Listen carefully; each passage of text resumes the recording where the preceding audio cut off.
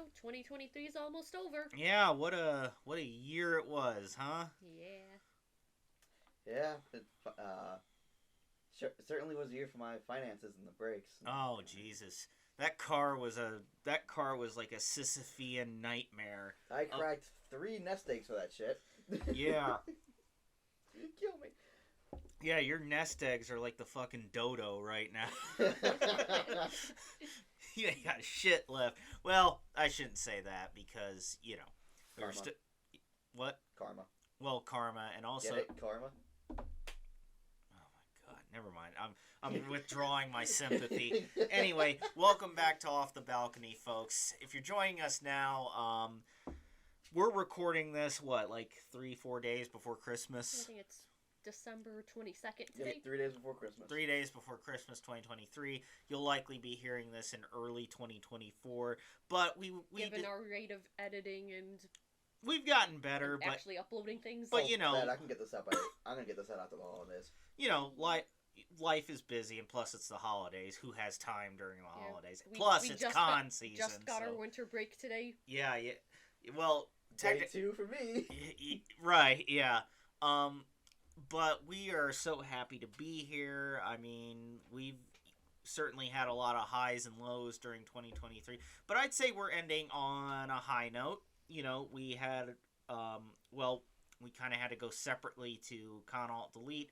But you guys apparently had a really, really good time hosting your panels. Yeah, I got so many dream Nessos. Yes, me and my girlfriend did as well. She finally got her literally me, Yohane. Yoshiko in cosplay form. Yeah, I can say that joke, and I'm not gonna get slapped by my girlfriend yet. But yeah, Yoshiko. Yeah, which they're actually the fantasy version. She's literally called Yohane. Yeah, that's the only thing that she changed about herself in that anime. But there actually was a Yoshiko at the convention we're talking about, by the way, is Con-Alt-Delete. It's held in the same hotel as Anime Midwest and Anime Magic. But at that convention, there actually was a Yoshiko, like in her schoolgirl from Sunshine. Their regular uniform? Yeah. But I ended up getting 5 Nessos this weekend. I got Leah from Saint Snow, Pajama Hanayo, Pajama Maki, and Natsumi from Liela, and Sonic Green. Oh. No, she wasn't at the convention. She's the one that I ordered, but I also got the Yohane too. Oh yeah. The ones that I ordered some online from one of the last Surugaya free shipping events, so I ended up getting 4 cheap jumbo Nessos from that.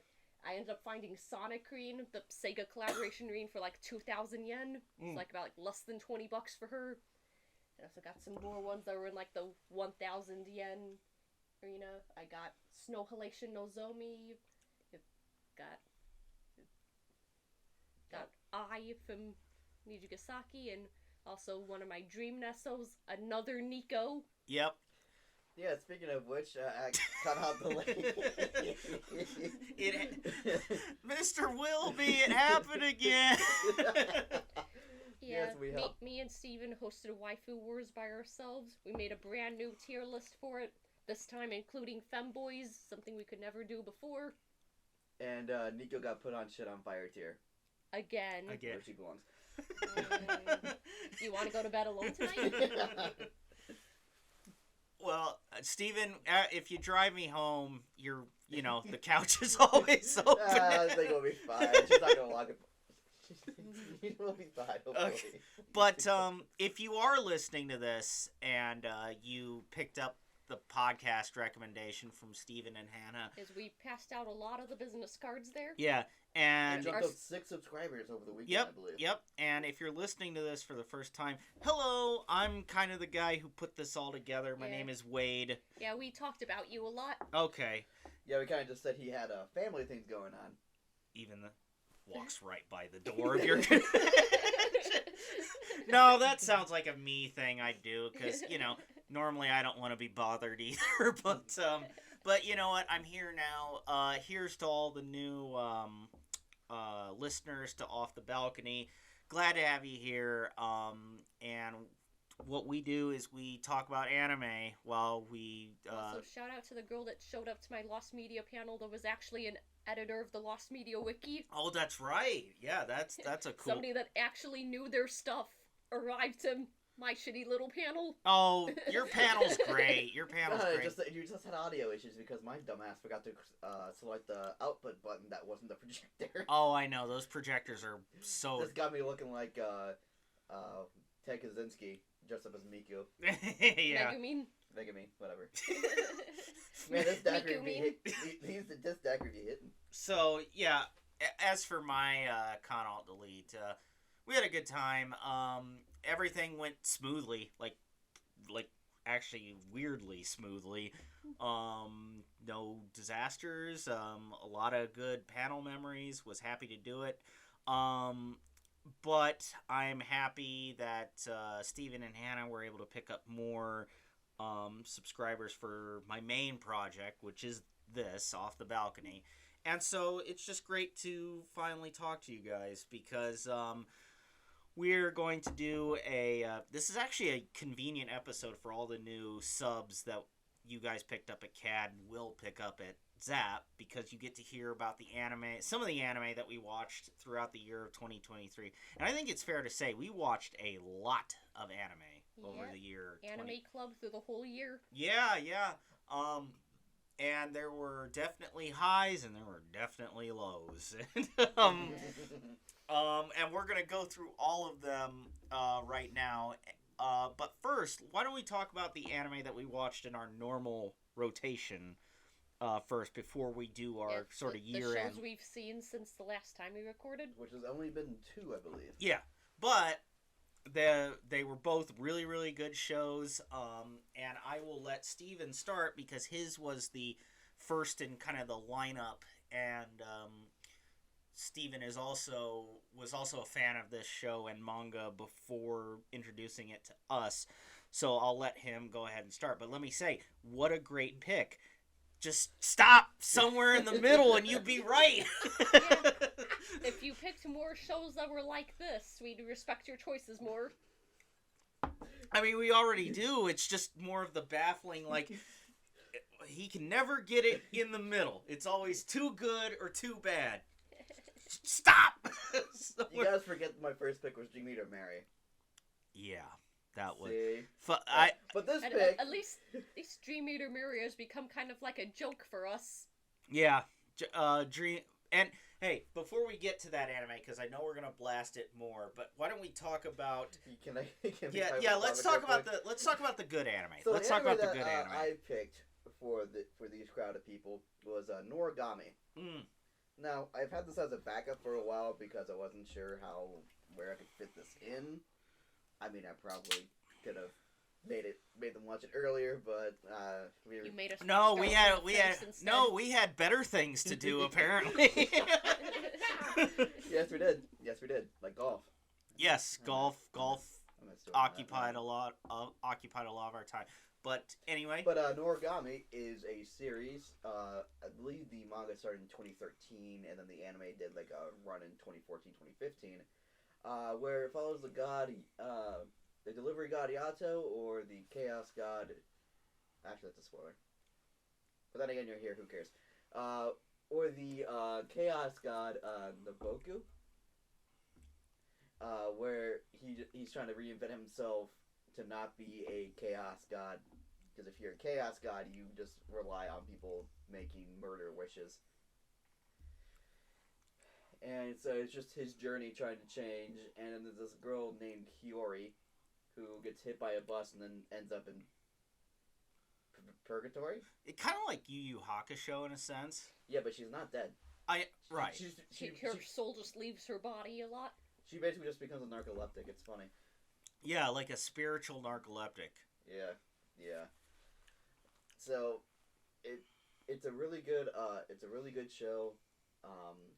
They ended it after they're not even through the Ebisu arc yet, which is the funny part. Wait, they ended the show like mid-arc in the manga? Kind of, yes. It felt pretty complete to me. Yeah, like watching the show. That's because the finishing of that is Well, it's we're here for spoilers, you know. Yeah, spoiler alert.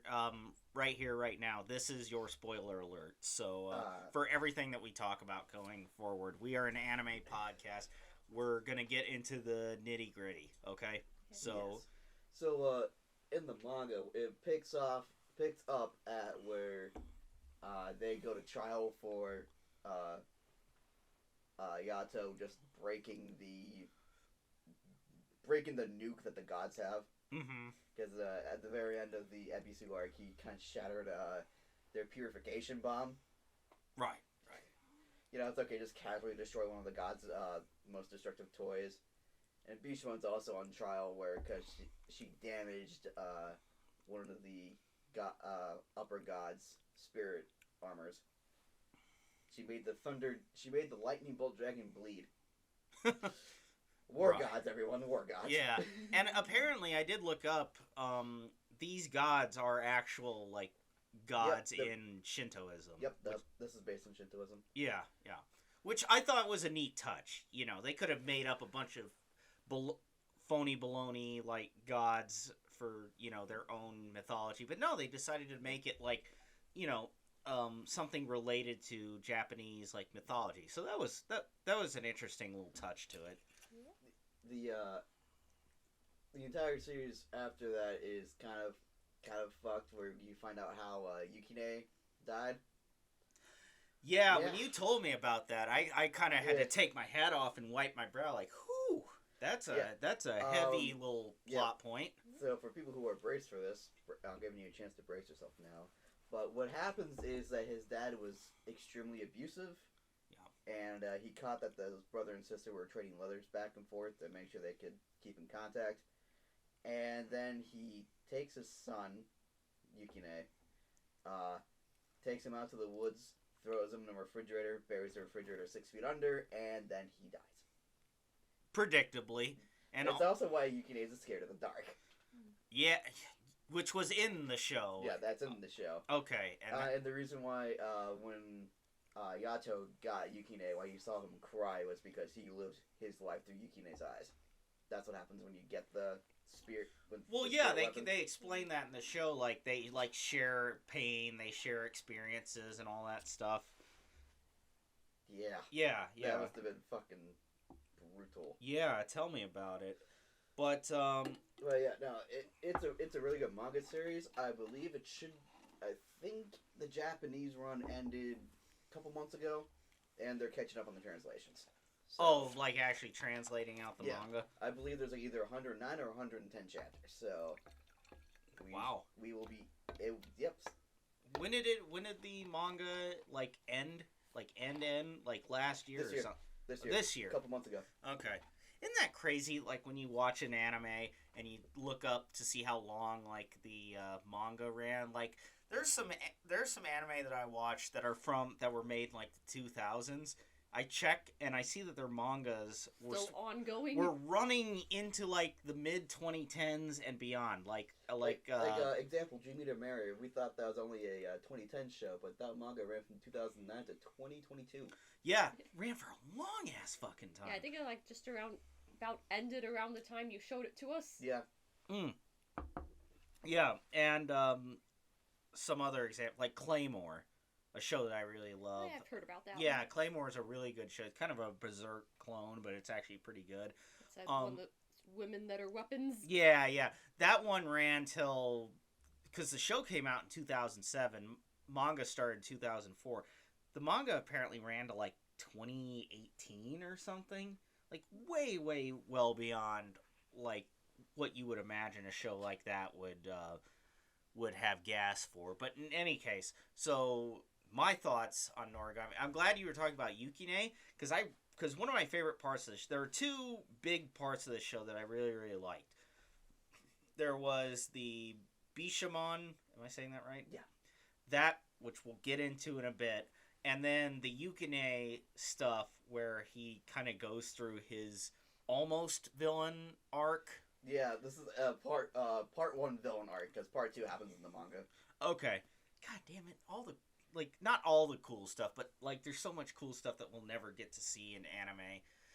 But in any case, I really like that because I think there were. It's not like like you see like good characters going bad, and sometimes it's like a really lame ass Oh pull. yeah, we kind of have to put a little bit of context to that, right? Because the spirit weapons are still human. You're right. They're Yeah. dead. They're dead people. Yeah, Yukine just ends up going through a high school and just sees how normal kids are. It's like, why was he robbed of that? Yeah, yeah. Which would have actually like because we don't. I'm glad Steven explained his backstory just now because it would have actually been effective if we had seen even just a bit of that to give We more. did, when he was going through like the memories went really quick. That little pastel show, they did like a very quick speed run without showing everything else. Okay. Well, it's one of the kind of If you miss it though. it exactly. It's kind of one of the pitfalls of doing like a long running manga is like there's It's like you'll start like writing things for the show, and then new manga chapters will come out, and like pretty much just have to retcon the changes you made. exactly. But I really thought that especially now knowing the context of the manga, I thought that was actually a pretty well earned like almost heel turn because they do a ceremony to like fix The ablution ritual. Yeah, yeah. And it's interesting to see how it's almost like Soul Eater in a way in that the like master and the weapon are like bonded together, but it's way more intimate because it's like, if They feel the Yukine other's pain. yeah, if Yukine feels pain or feels upset, then Yato feels pain and feels upset. Funny how you mentioned Soul Eater because the voice of Soul Evans is the same one that voices Yukine. No shit. Now, my boy has a range. I don't remember his name, but he has a range. Micah Salasad. Yeah. Well, goddamn. But yeah, I really like that aspect of the show because, we've seen so many edgelord animes at this point where it's like seeing one where the heel turn is actually justified and there's actual stakes going into it, like not happening. It was refreshing to see, I'll say. Yeah. The other thing about that ablution ritual is if Yukine turned, Yato would have died. Right, yeah. That they establish well in the show. And I want to point out before that this show, we're talking about a lot of heavy stuff. This show has a lot of good humor in it. Like, it's actually really fucking funny in a lot of points. Like, yeah, it's like I know when we watched Darwin and the Franks, I hate to bring that up again, but you know how like if they try to do their serious stuff, it was like kind of like flat-footed, but when they had their humor, it was really good. yeah. This is the balance that I think we've been missing. Yeah, definitely. And, like, the humor in it is really good, but man, when it wants to get emotional, it gets, like, really emotional. Yeah, speaking of emotional, the Bishamon saga. Jesus, that was a Yeah. trip. That would have been hell to read the manga because it's like you're waiting for each issue to come out and it's like, what the fuck happens next? What the fuck happens next? And yeah, I thought that was a really good like arc for Bishamon because Bishamon when you first meet her is like kind of just your basically kind of your average anime hot villain. But then as you get to know her more... Thought we were going to get another Esdeath. Yeah, kind of like... Well, she even dresses like Esdeath. If Esdeath had just given like up on shirts. If every other scene of Esdeath involved her being naked in a bath. Yes. Even though for a significant part of the time when she isn't like half or mostly naked, she's wearing like a Russian military uniform with like big... With a bra and her bra showing... No, I mean, it was closed sometimes, too. But yeah, that, too, which was pretty ridiculous, not gonna lie, but, I like how she wears, like, a nice white sundress, and then she calls upon her armor weapon, it just turns into, like, a dominatrix. Yeah, it's, you know what, it's anime logic, I'm not even gonna fault them for that at this point, but, as you get to know her more... you get to see that she is actually a nurturing, caring person, or at least tries to be, because she adopted all of these different weapons. Like any spirit she comes across adopts it as a weapon. Yeah, and then the villain of the piece, played by, what's his name? Steven, Steve Bloom. Steve Bloom. I wasn't like trying to ask Steven. I knew No, it. no, use my name to remember shit. It's fine. Well, I mean, at least this time it worked. But the doctor, what was his name? Oh, no something. We'll just call him Steven Bloom. Yeah. Yeah, Steve Bloom's character decides to exploit that in order to bring down her little empire. Because part of the way it works is that if a god gets killed or dies or whatever, they get reincarnated. They just don't have memories of who they were before, but they're literally the exact same god. And so that's sort of what forms the kind of conflict in that, because he's trying to Oh, his name is Kuguha. Kuguha, that's right. Yeah. So his whole thing is he's trying to orchestrate this giant war between Yato and Bishamon, and it's really good. It was like probably the most enthralled I was in the whole show. Not that the other parts of the show were bad or boring or anything. It was just that was like the most interesting stuff, stuff in the show. It is a really, really good arc. Yeah. Like my favorite arc in the anime series is that one. What about ranked up against the arcs in the manga? Okay, so Top 5, top 3. So I gotta list them all out to actually know what I'm talking about. So we got the intro arc, or Yukine arc, part 1, I guess. Then we got the Bishamon arc, which is like arc 2 in the show. Yeah, it's like in the second season of the show too. Arc 3 is Ebisu. Arc 4 is Judgment of the Gods. Arc 5 is the Yukine Nora. Yukine turns into a Nora. Okay. Because we didn't see it because we kind of had to leave, but at the very end of the show, you know that one guy that kind of kissed Hiyori? Yeah. When she was crying? Yeah. That guy is actually the one who creates all these phantoms, like dark phantoms, and is Yato's father. Okay. Oh, yeah. I remember that. Yeah. I remember you saying that when we were watching the show. So then there's the Kill Yato's dad arc, which is going on right now, which has a lot of twists and turns. Right. And I think that one's the favorite so far because of the resolution of what that's going to bring up. So, going back to the Bishamon arc, what is the name of that arc, by the way? I just call it the Bishamon arc. The Bishamon arc. We get more insight into the character of Kazuma, who, when you first meet him, he's kind of, I don't want to say a lackey, but more like like Bishamon's subordinate, but like high-ranking enough that she'll defer to him on certain things. Yes, because we also have to explain a few more things about Noragami because this show just has a bunch of layers.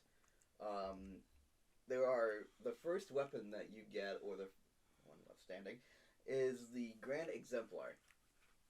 It is trying to guide the god that they serve on a good path or something. Because gods don't have morals, people do. Right. Whatever a god does is right, as Yato would say, to excuse calling Bishamon's entire rank and class of weapons. Because that's why Bishamon hates Yato in the first place. Because Kazuma was trying to help his family at the time not turn into a giant phantom. Yeah. They did. So he went to Yato and he begged him to kill all of them because he could tell that things weren't going to go good. Yeah. Because, like, Bishamon back, like, in the 1500s or whatever the fuck, got, like, poisoned or whatever, and everyone in Kazuma's family starts blaming each other. Yes, the Ma clan. Which is interesting because everyone's name is, ends with a ne now, N-E. Yeah. So Kazuma is from the 1500s clan. Yeah. We're just saying 50. We don't actually know, but it looks like it's around that time. Yeah, it kind of looks Edo period-ish. Yeah. But but yeah, I kind of like that twist. Actually, did throw me for a loop. I'm like, holy shit, he actually did that. And then as like the reasoning unravels, I think they unraveled it in a way that was like really smart, because it could have been like a lame ass pull or something like that, but it works really well, and I think it's well constructed.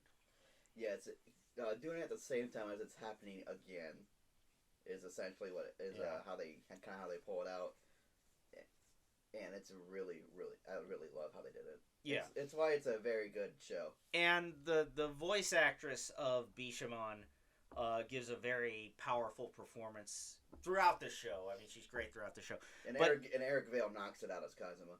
Right.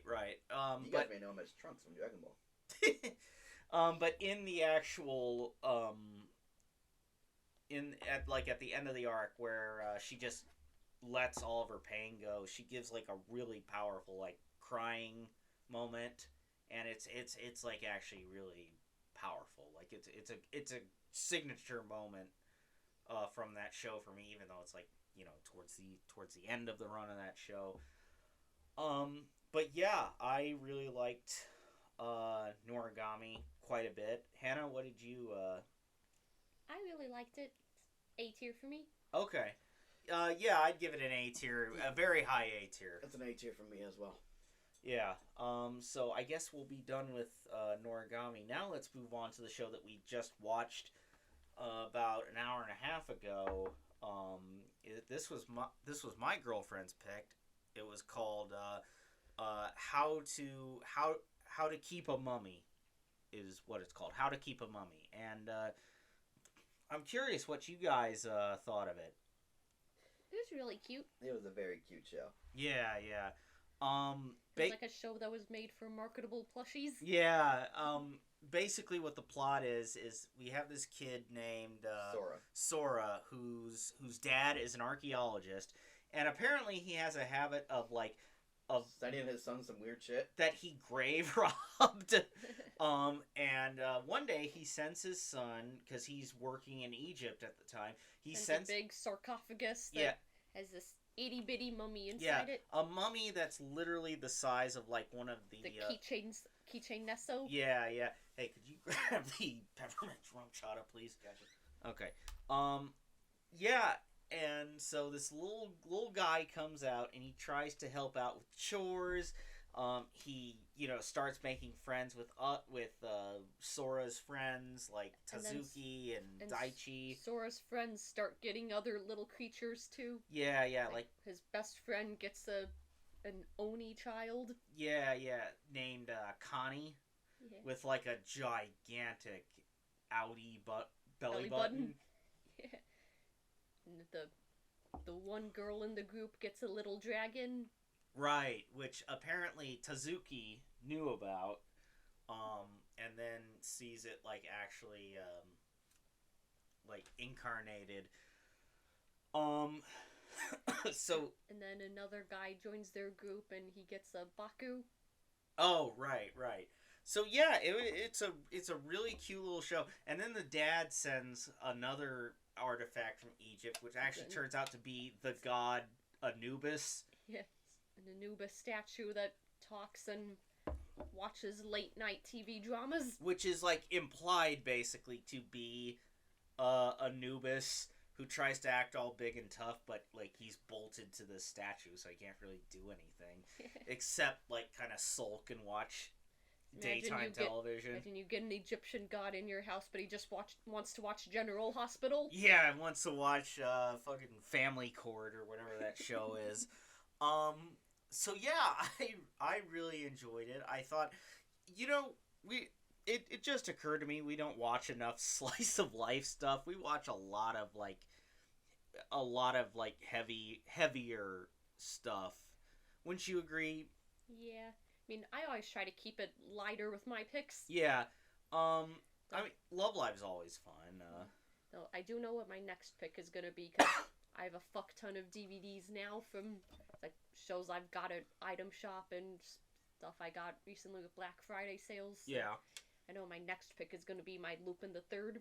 I got a copy of Lupin the Third of the first series, which I think that came out in the 70s, but got a redub recently. So Yeah, Lupin the Third's fun.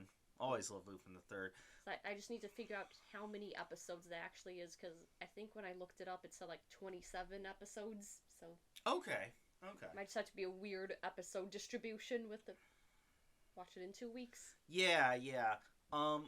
But with the Mummy show, it's kind of hard to even like litigate it, like review it, because it's so light and playful and fluffy. Yeah, And it's like they don't even try to throw in like a heavy plot until like the last episode where some guy tries to steal Mikun. and it's almost like forgotten about in the same episode. Not Yeah, it's forgotten like about, like legitimately just resolved. Defeat the guy within the first half of the episode, and then the next half is them doing another little festival at home for the other spirits that didn't get to go. Right, and you know what? Not every show needs like a real heavy plot or anything. Sometimes you can just have a show that's about a couple of goofy little guys running around as their their friends try to figure out what's going on with them. Okay, to look this up again, because I did notice when I was looking this show up, and there's actually a specific genre of anime. It's not just slice of life, but it's like a subgenre of slice of life that's literally just basically just the doing nothing kind of shows, just relaxing Like Nichijou? vibe. Yeah, the Iyashike. Oh, okay. This whole genre of just calming. It is Cute. very calm. Like it's Nothing really happens shows. It's so cute because this little mummy, like you're thinking of a mummy, you're thinking of like 6 foot tall, like Boris Karloff coming out of the sarcophagus, like arms outstretched and everything. Just a Pillsbury Doughboy looking like 6 inches tall, maybe. Yeah, it's like the size of one of Hannah's like little Nezo berries. Like not even that big, but he's such a cute little guy, and he doesn't even talk, but you get so much character out of him anyway. Steven, I know you were busy getting stuff, but what were your thoughts on the show we watched? It was a very, very good show. I'll have to kind of disagree about the plot, because they kind of alluded to the plot maybe a couple times in the early episodes, like how the other guy got a scar on his arm, and how his little demon body's like, oh hey, we have the same scar on our arm. Aww. And then they get into it. So it is actually really good. That is dangerous. Oh yeah, Yeah. wait is we found these little drinks at Jewel Osco the other day. Johnny Bootlegger, and they have it just in the back of the booze section for like $2 There's each. literally no taste of alcohol on this. I'm sorry, I don't mean to interrupt We got some of those yesterday while we were grocery shopping, and we got super drunk last night on them. So, no. Okay. What flavor is that? This is gin and tonic. Oh, okay. Yeah, there's 4 flavors they have. Right now, Wade's getting introduced to the grape flavor, but they also have blue raspberry, peach, and green apple. Hey, it's like Dave Chappelle said, I want that purple stuff. But, I really enjoyed the show. A good pick by my girlfriend. It got me to do a literal 1-day trial of Crunchyroll because I canceled it before we climbed in the car. But, what are your guys' tier ranking for it? Like, I'd give that probably like a solid B tier. Yeah, probably same for me. It's like the middle of A and B. okay, yeah, I'd give it like a high B tier. Yeah, it's definitely very relaxing, but if you find nothing that'll really stick with you, really. Well, you'll probably remember the cute imagery Yeah. if nothing else, but, which, that's always fun. I mean, It's definitely a show you'll put on if you just want to watch something cute. yeah, just kind of kick back and, feel all lovey-dovey and everything. It's a good show for that. Definitely make you wish you had a little dude. Yeah, man. Just It's a like- little it's like monster to carry around. It's like that scene from Benchwarmers. Did you ever see that? I want a little man too. So yeah, B tiers all around. Oh, Hannah, what rate did you give Noragami? Hey. Oh, I put an A tier. Oh, okay. You asked me that earlier. Oh shit. Uh-oh. You're starting to get gone. We're auto rotating over here. We're crash landing. But Yeah, this is why I say it's not a bad thing to like mostly live in like B tier, A tier, because you get cute shows there. you get cute shows there, and like my bed is filled with Nezzos because you wanted to introduce me to Love Live. Yeah, I honestly didn't think you guys would get as into Love Live as you did. I just more wanted to show it to you guys just so you guys would understand what I talk about. Hannah, let me break it down for you. Love Live has banging music. Yep. It's got good characters. Have some titty. Do have some titty. I ain't gonna lie. And the stories are good. The animation's good. It's a good franchise. It really is. It's just. Yeah, there's a reason it's the 6th best-selling. I know, and they sell out arenas that you too would struggle to. Just like a week or two ago, in Japan, they had Ichigen Fest, which is this big concert they pulled off with a collaboration between Love Live and Idolmaster. And right. That is like just a huge cultural event right now. Because they pulled out all of the stops for that. They had like girls from other groups singing songs from other groups. And as I look around this room, I'm seeing all of these Love Live characters in Nesoberry form and all different forms of plushie. I mean, you can't deny that it has legs. Yeah, and just to put this into perspective, I got into Love Live in 2015 when I was 15 years old. Mm-hmm. I am 23 now, and my love for it has not stopped. I have not fallen out of it yet. Moving's gonna suck. What's that? Moving's gonna suck. Oh. Where in the fuck are we gonna fill these Just do what me and Heather do. We just throw them on the bed and just you'll end up where you end up. I mean, I got Hanayo as my little cuddle bug. Yeah. Usually that's Hanayo's just your baby. Yeah, that's just because like she just kind of ends up. She's also the one with the most dented forehead because sometimes like whenever you just fall asleep on her head. Father, I cannot breathe. Dad, I can't fucking breathe. Dad, I have a dent in my skull. Ah, don't worry, we'll You're use it. crushing the soft part of my skull. Oh, ain't you a baby? Ain't the whole thing soft? Alright, so... Dad, I have brain damage. You'll... Yeah, it'll do Walk that. Walk it off. Rub some dirt on it. Alright, so now that we've talked about the final 2 anime we've watched this year, how about we go ahead and give our giant 2023 year in review? Woo! Looking forward to this. So we're going to divide this into roughly 4 or 5 categories, depending on, who puts what where. But there will be best anime of 2023, worst anime that we saw in 2023, most surprising, most disappointing, and most entertaining. And I the reason I sort of flaked on saying 4 or 5 is because my most entertaining and my most and my worst of are in the same category. Yeah, I think we all know what the worst of is gonna be. But here what you guys talking about? Here's what we're gonna do. How about we start we start with something positive? Why don't we just start with our best of? Yeah, let's just do best of. Why don't we go around the table and we'll talk about what our best was, and we can do it at length, or we can give all of ours out and then come back. I'd say we just give yours out. We'll talk about it, then we'll go to Hannah's, and then talk about hers, and then why don't you start? The best I have to do, I guess I just kind of decided on it right now because I've had these two kind of flipping around. Best I would say would be Demon Slayer, and I think we did the Entertainment District arc this year, right? Yes. I think we did that and Season 30. Yeah, we did that and the Swordsmith Village. I have to say the Entertainment District arc is still edging out over the top for the best for me, just because Tengen is a badass. Yeah. I couldn't agree more. It's not my top of 2023, but it definitely was a contender for it. I think it has everything that a great season of anything that's like in this world of like shonen anime should have. It has absolutely fantastic action. It's hilarious in points. It's heartbreaking in points. It's just it's kind of everything. It's kind of the whole package, really. Even though I gotta say, Entertainment District arc, no, the Swordsmith Village arc had American breathing. Had what? American breathing. Genya.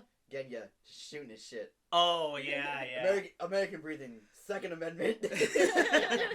but I assume you're talking more about the Entertainment District. Yeah, the Entertainment District is like just has a lot of like the fight was very good. I mean, it kind of reminded me of Avengers Endgame in a way, like when the three like main Avengers, Iron Man, Captain America, and Thor come out to fight Thanos. It's like they fight him, they kick his ass and but it's not enough. And then they get like more power ups, and it's still not enough. And then they get even more power. They get a whole fucking army with them together, and it's still not enough.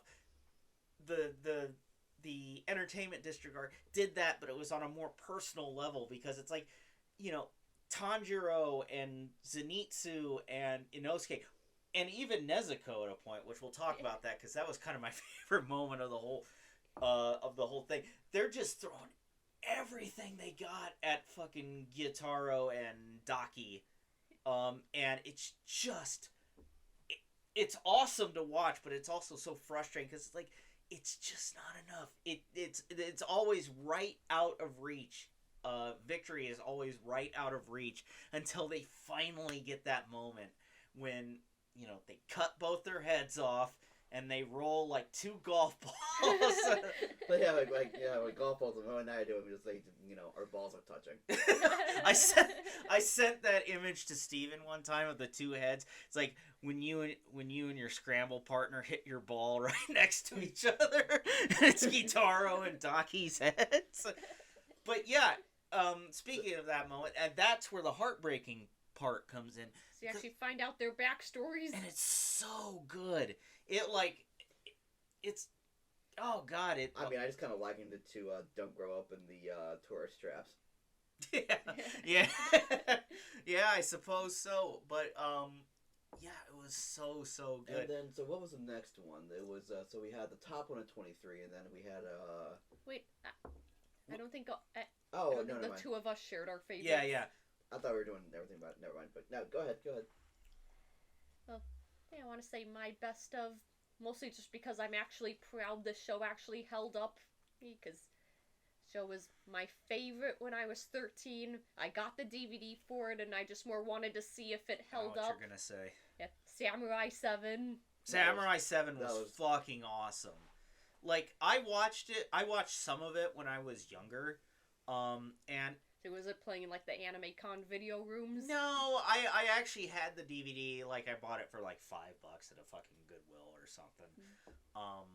And I watched some of it, and it was okay back then, but watching it now, God, I love that show. It's so fucking good. Yeah, I got introduced to it when I was, like, age 12, back when I was getting back into anime after years of no Toonami. And oh, yeah. Then my family was... I come from a family of weebs, so my parents had a bunch of shows just bootlegged. Yeah. And like they had like Cowboy Bebop, the original Trigun, and one of the ones they had was Samurai 7, and like I just loved that show so much, but there was zero fan base for it. Yeah. Zero fandom, so like I just could never talk about it with anyone, so it just kind of died in my brain.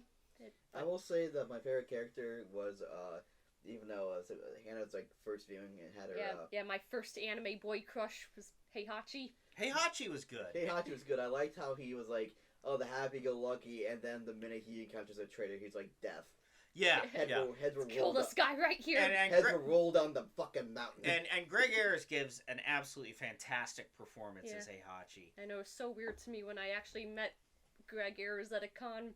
Which the first con I ever went to, it's a few months after that, my very first anime zap, Greg Ayres was the big guest there, and yeah, so weird to find out all of his other roles are just little pushover yaoi boys.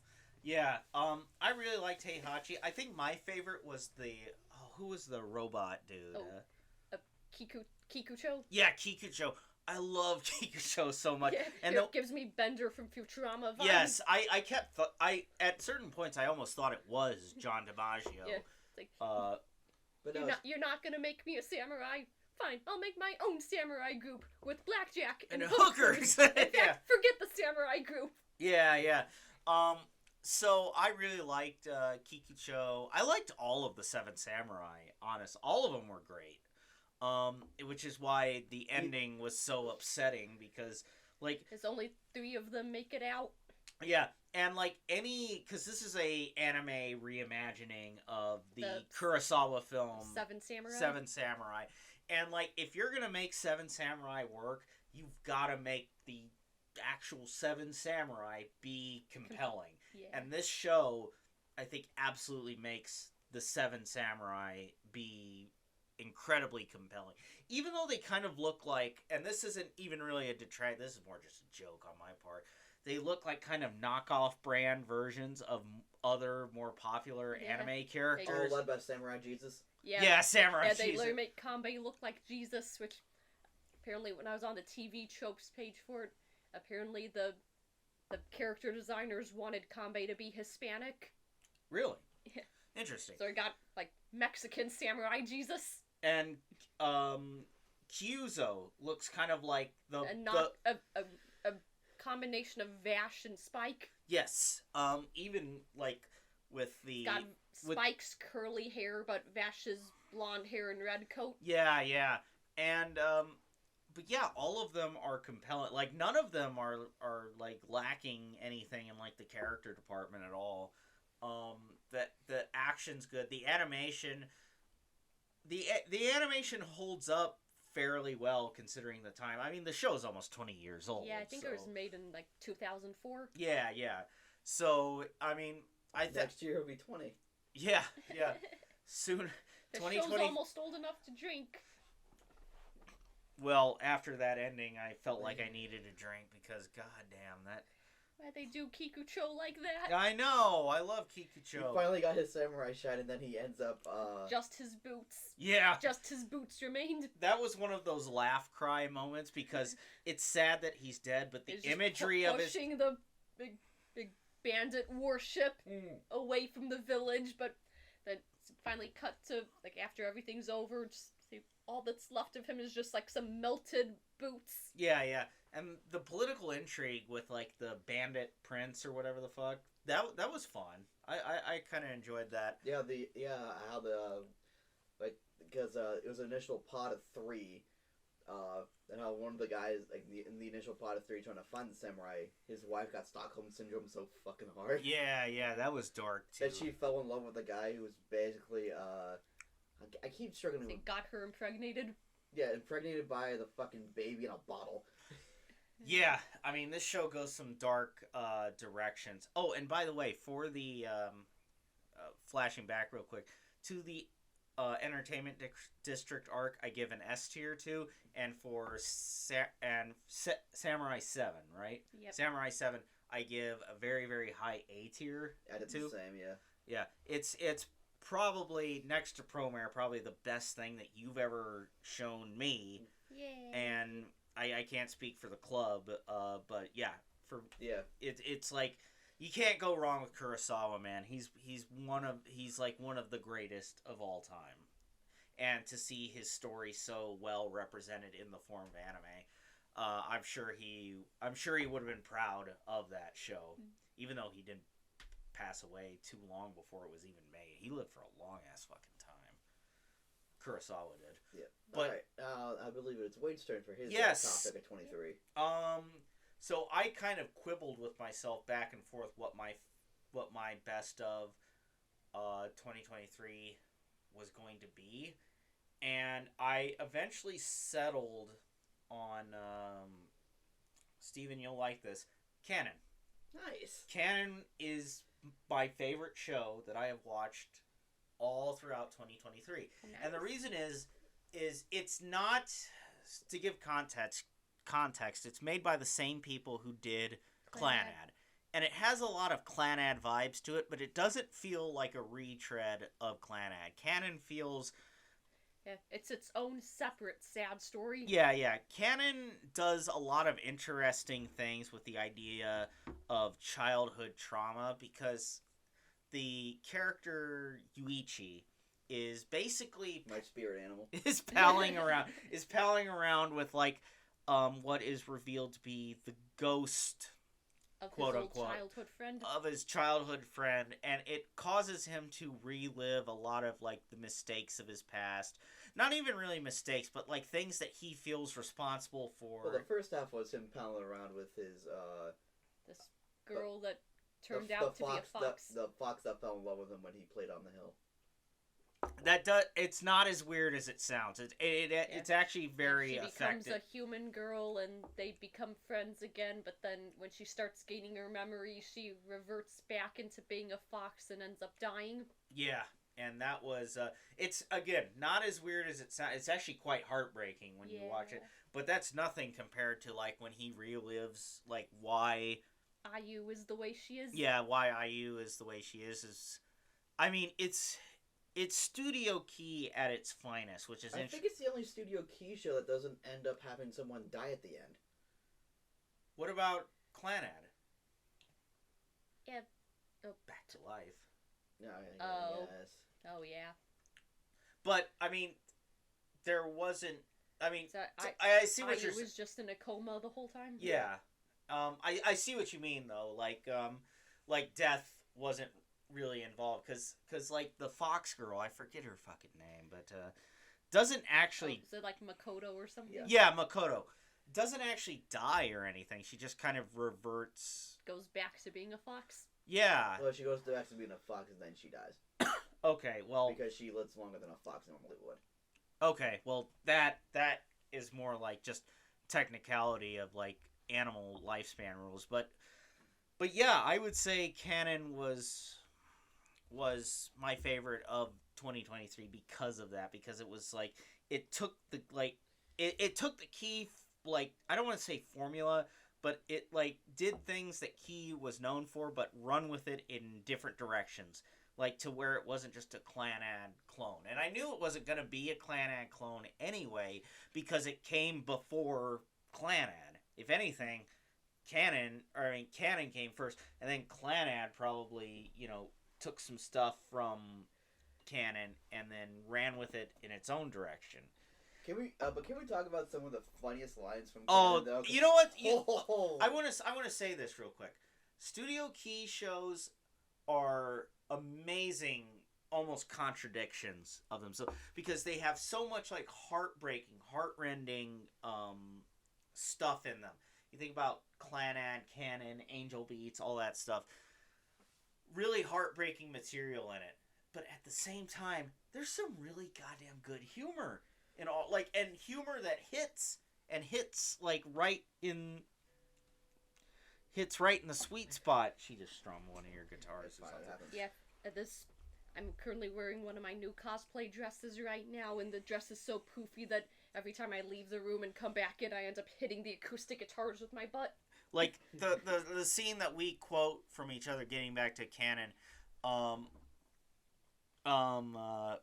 is the scene from, it's early on in the show, where... Like when he's teaching the fox girl to do math. That was good. Or was it IU? That was good, too, but... No, it was the fox girl. Smack! Don't be retarded when I'm trying to help you. I'm not! And they actually use that word to... Yeah, 2006 was a different time. Yeah, well, 2005, I thought. Yeah, 5 or 6. No, this one came in...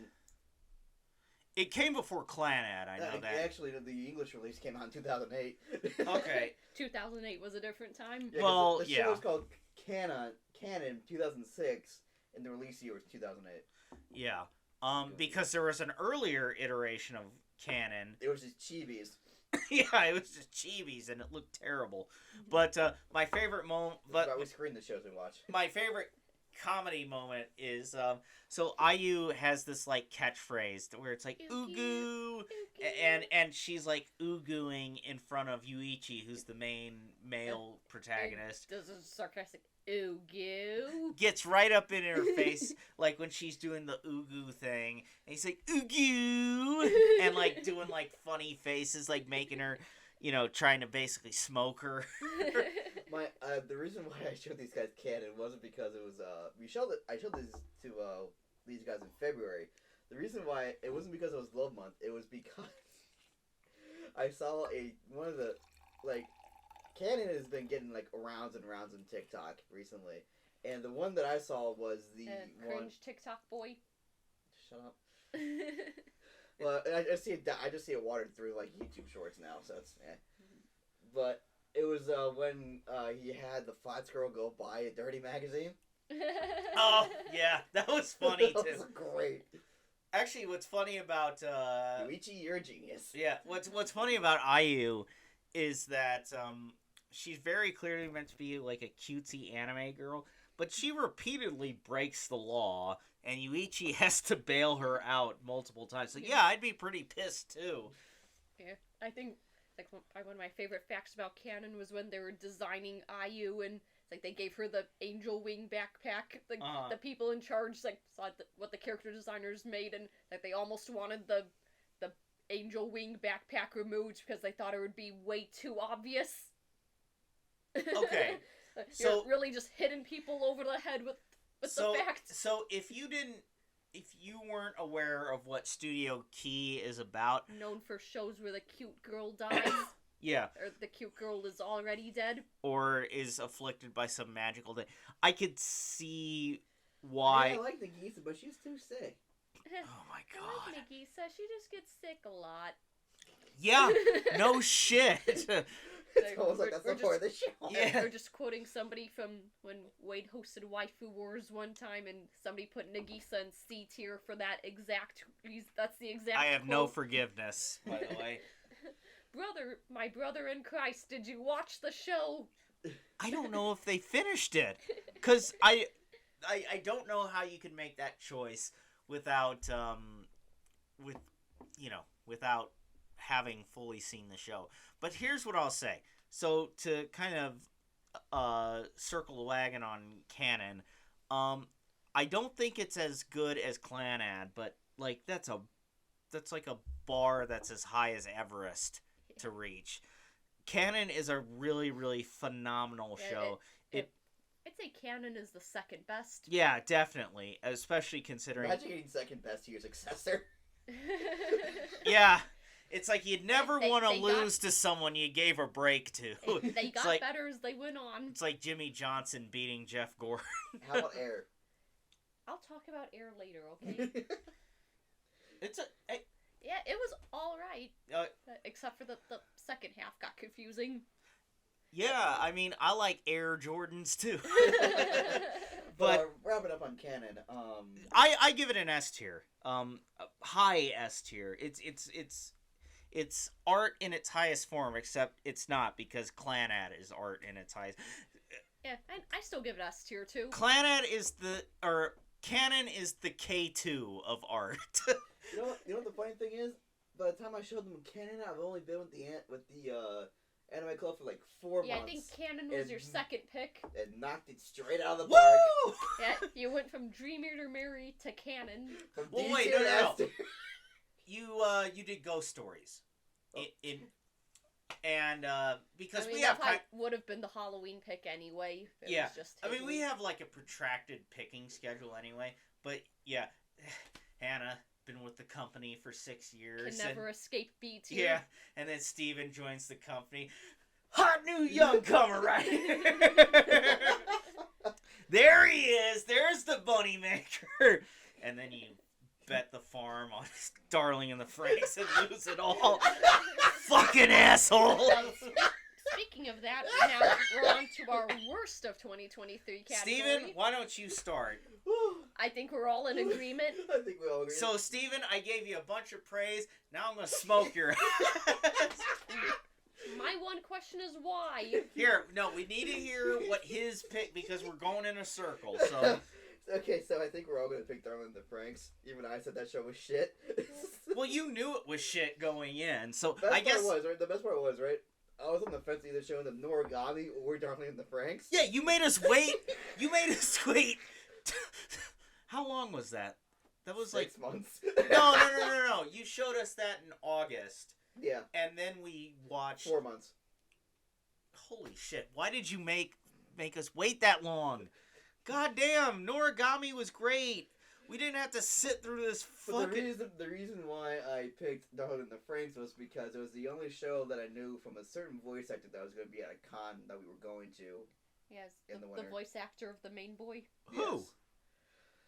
Matt Shipman, I think was his Yeah, name. Shipman. Oh. Voiced Hero. Oh, okay. Okay. So that's why I picked it. And Hey, then, hey. What's his name? Matt. Matt, fire your agent.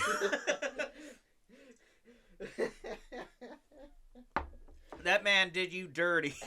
Yeah, so I'm just gonna say from the preface, we're all gonna say Darling in the Franxx for this one, right? Yeah, Hannah. I don't want to speak for Hannah here, but Yeah, I checked out during the teen pregnancy arc.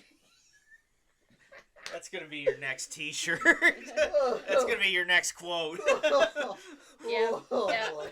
Yeah, when we were hosting Angst and Regret on Sunday Uh-huh.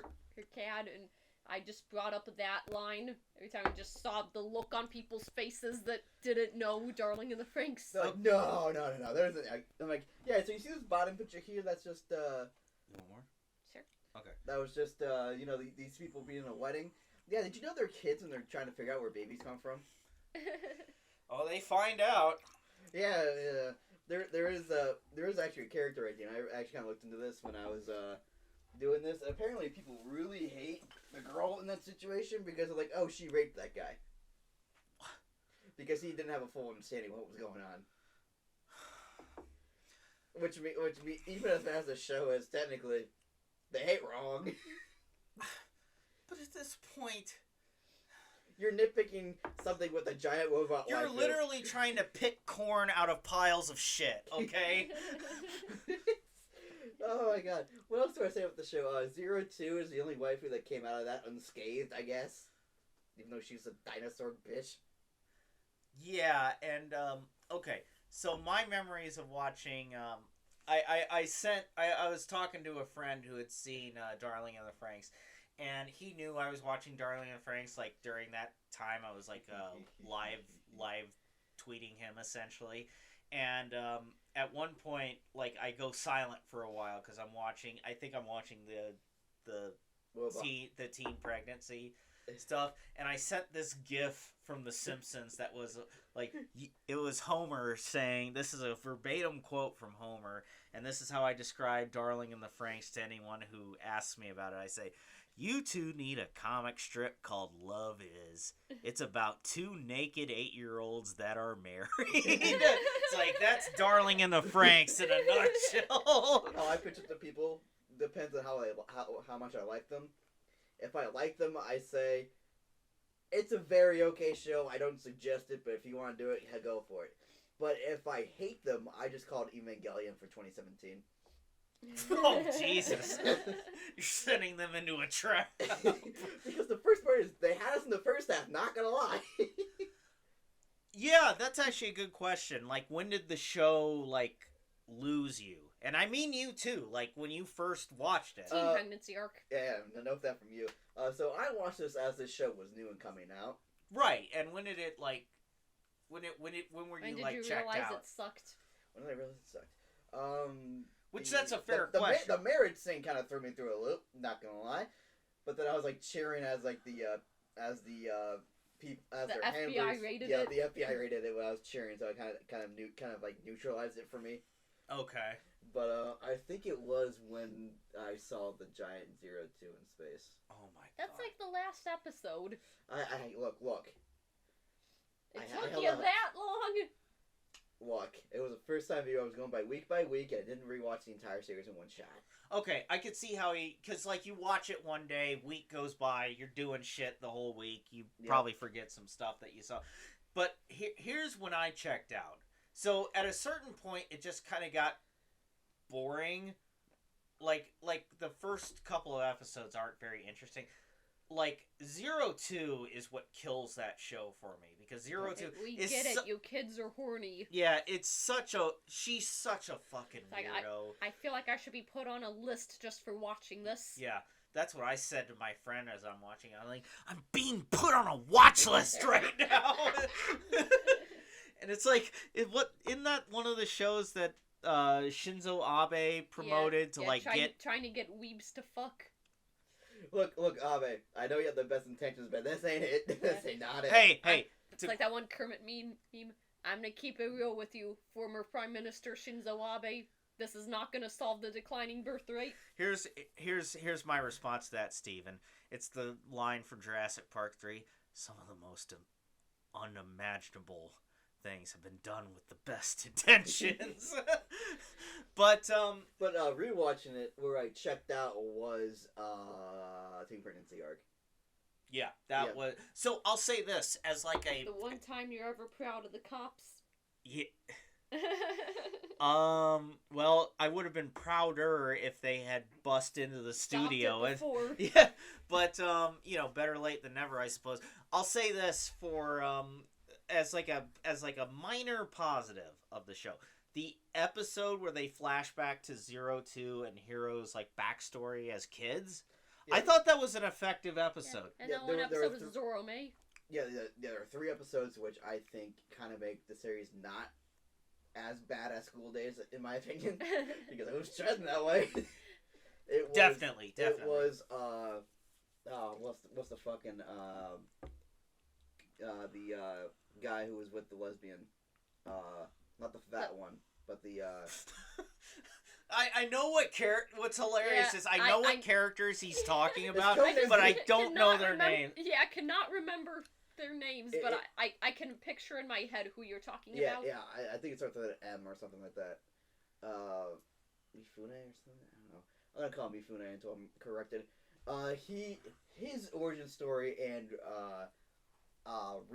his reset story were really good. Zorome finding his mom in the underground and finding out that she's gonna be turned to magma the next day.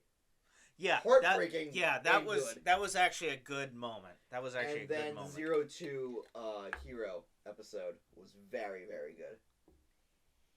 I'm rubbing Hanayo's head. Yeah, so I'm drinking out of the Hanayo cup. Yeah, I had the Kotori one, but I was drinking rum chata out of that, and I didn't want to mix rum chata and fruity drink. I watched this episode. I do. So, but aside from those like 3 or 4 episodes of a 26 episode run, garbage. It is garbage. It's one of the worst. It is one of the worst things I've ever seen, but it's not School Days bad. Because it had School Days had no good episodes. No, the ending was good because we finally got out of the shitstorm. Yeah, I mean, I like the commercial breaks. Like, I want to see what fucking Google or YouTube is trying to sell. But in any case, I'll say this: those episodes and those moments save it from being an absolute F tier. I think we all have it in D tier. Yeah. I mean, it's a stinker of the highest. It's like, I don't even know how to It was definitely a show, is what I'm going to say. It was definitely a way to cap off a shitty day at the golf course. The fun part is it took us 3 days to actually watch. Yeah, which it should have just been like a 2-weeker. And by the way, 2-weeker means like we watch like half the show on one. Yeah, it's usually what we do for episodes that have 20-something episodes, like 24 or 26. Yeah. We watch like the first half of episodes one day and then the other half the next day. Yeah, which is like a club rule that has been in place like forever. That like if you're allowed to pick up to a 2-weeker. Yeah.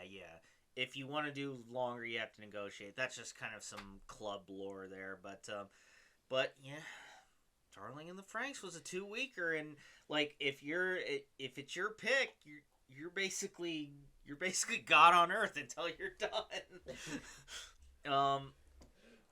And the next category we have is most surprising. Yeah, most surprising. You're gonna like mine. For me, Yeah, I'm trying to decide between which one on the list I should pick. Actually, I have no idea about most surprising because Do you want to circle back? yeah, circle back to me because then I might be able to I'll think do about it because you're still. Yeah, I have two. I could say. Okay, mine, Steven, you're gonna like this. It's actually a double, but it's of the same franchise. Melancholy of Haruhi Suzumiya and Disappearance of Haruhi Suzumiya. Yeah, Haruhi was so good. Haruhi was. All this time I refused to watch it because of the Endless Eight. Okay. I'll say this straight out. Melancholy of Haruhi Suzumiya, which is the main 20-something episode show, which was his original 2-weeker pick, I gave a high B tier to. The movie, which is Disappearance of Haruhi Suzumiya, I gave a very high A tier, almost S tier, but there were some things that kind of held it back from, and they're mainly things connected with the show that held it back from being like a full out S tier.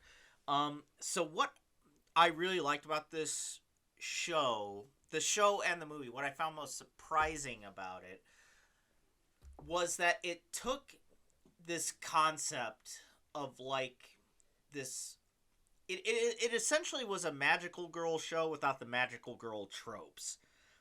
She doesn't realize that she's magical, and it's not like you don't know how beautiful you are. It's nothing corny like that. It's no, this girl has the ability to warp reality. Yeah, she's literally God, but the only thing stopping her from destroying the world is that different magical entities just have to entertain her. Yeah, it's if you took the brain of God, whatever God that you believe in, and you put it into, you mixed it in with the hormones of a high school girl with ADHD. Yeah, that's basically who Haruhi is, and I thought that my favorite part about the entire show, though, is Kyoto actually tells her everything, but she doesn't believe it because it's just too. Because he's too ordinary. Yes, because it came from Kyoto's mouth. If it came from anyone else's mouth, she'd instantly believe it. But because it came from Kyoto's mouth, she just doesn't. She doesn't care. Yeah. That's why they're perfect. Yeah. So I was really surprised that I could take this fantastical concept of almost a Madoka level concept and make it such a pleasant watching experience. I guess that's what, because if you were to describe the plot of Haruhi on paper, just on paper, you didn't know who Haruhi. Going to Crispin Freeman's panel at Anime Midwest 2016, I think was the year he was there. That's the first time I actually had somebody tell me what the actual plot of Haruhi was. Oh, okay. I mean, I'd always seen Haruhi everywhere. I've seen those anime con videos of people doing the dances and stuff, but the anything dance, yeah. Yeah, but I never actually had anyone just tell me what the actual plot of the show was. I mean, you think about the concept on paper, right? It could be a really dark, almost Serial Experiments Lane, Madoka Magica kind of mindfuck fest, essentially. No, but it's just pretty much a high school slice of life. What's with surprising? Just some magical elements going on. Yeah. What's surprising is that they make it so accessible and watchable. Yeah, that's probably why the show was just such a huge phenomenon back in 2007, 2008, 2009, around that era. Because I've watched shows that have had similar plot points in them. It's kind of my bread and butter almost. We watched Lucky Star just a month ago. That show was just Haruhi referenced the show. Yeah, I'm more talking about stuff like Serial Experiments Lane, Madoka Magica, Ergo Proxy, another show that I've watched. Mindfuck shows. Yeah, mindfuck shows. This isn't really a mindfuck show. It kind of is almost by proxy in a way. It's more something that you can watch. You don't even realize how mindfucky the mindfuckery is, if that makes sense. If the audience wants to know a very fun fact, this was the first anime I ever watched. The very first. Before Dream Eater Mary? Before Dream Eater Mary. Damn. This was the first anime I've ever watched the entire way through. I'm not counting Saturday morning cartoon terror shows, Naruto, Dragon Ball Z, Pokemon, and all that stuff.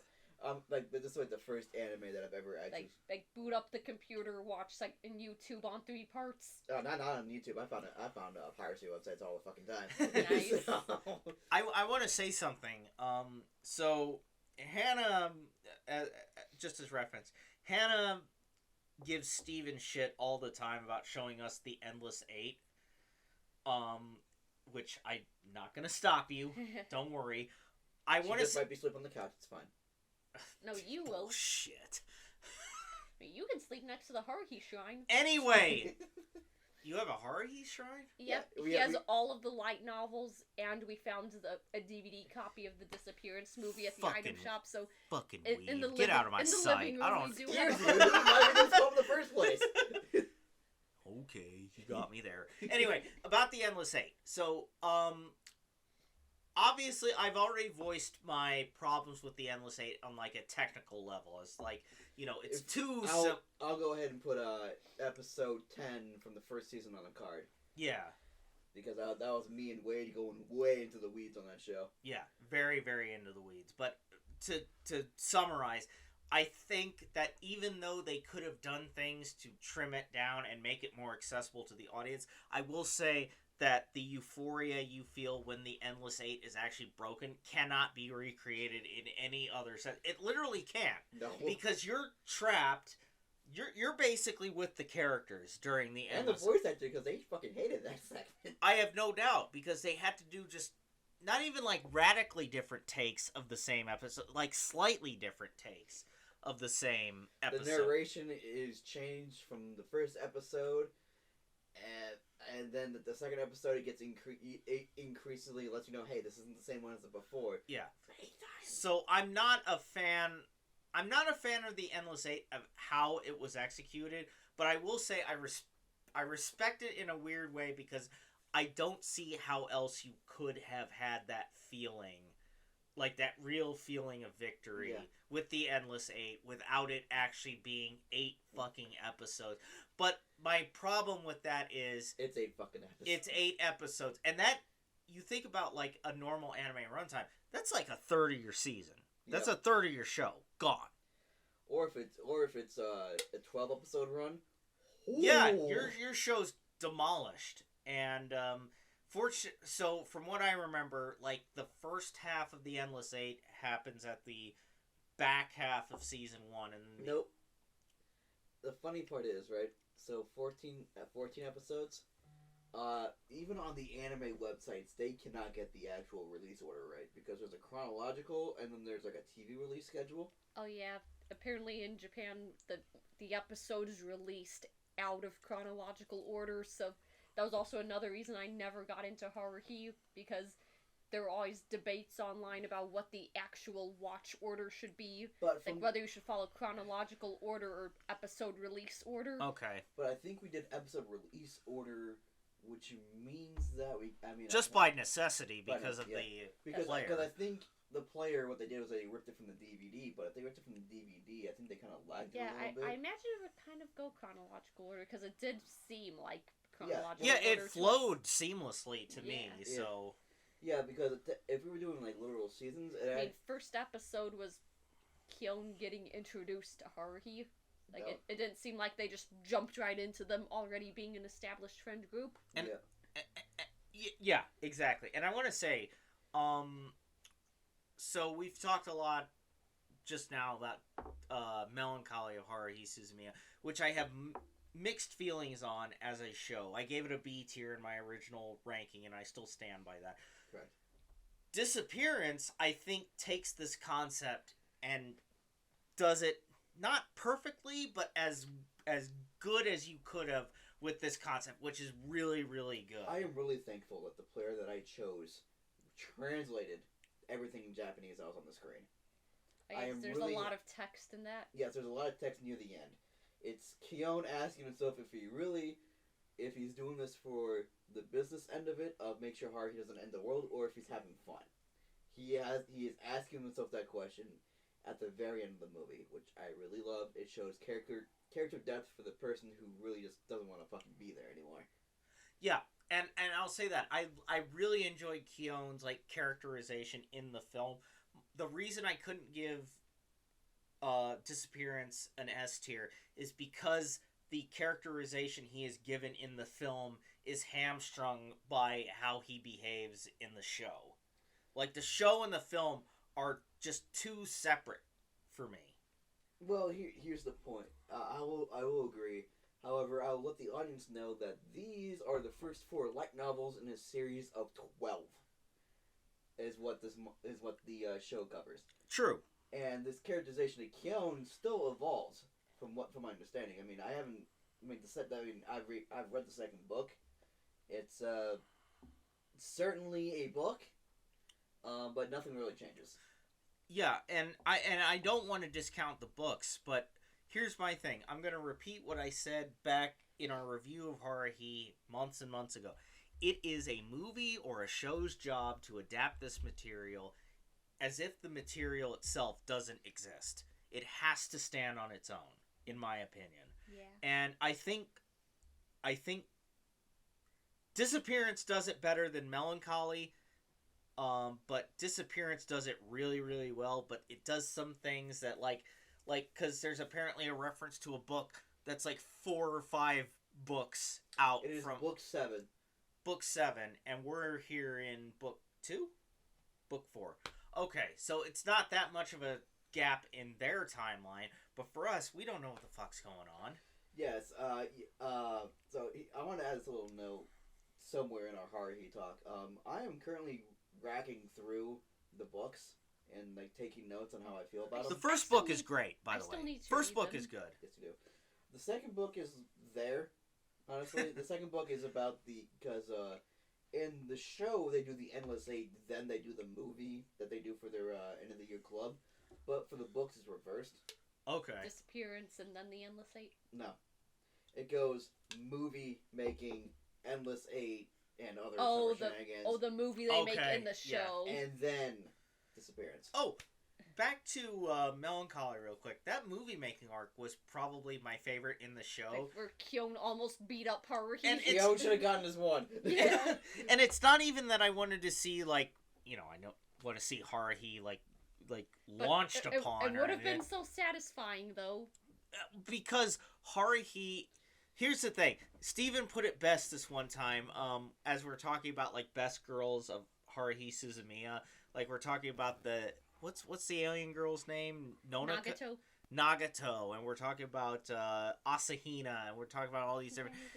And then I asked about what about Haruhi, and Steven's like, Haruhi is Haruhi, and then I added, Haruhi is Haruhi, and Haruhi is a lot.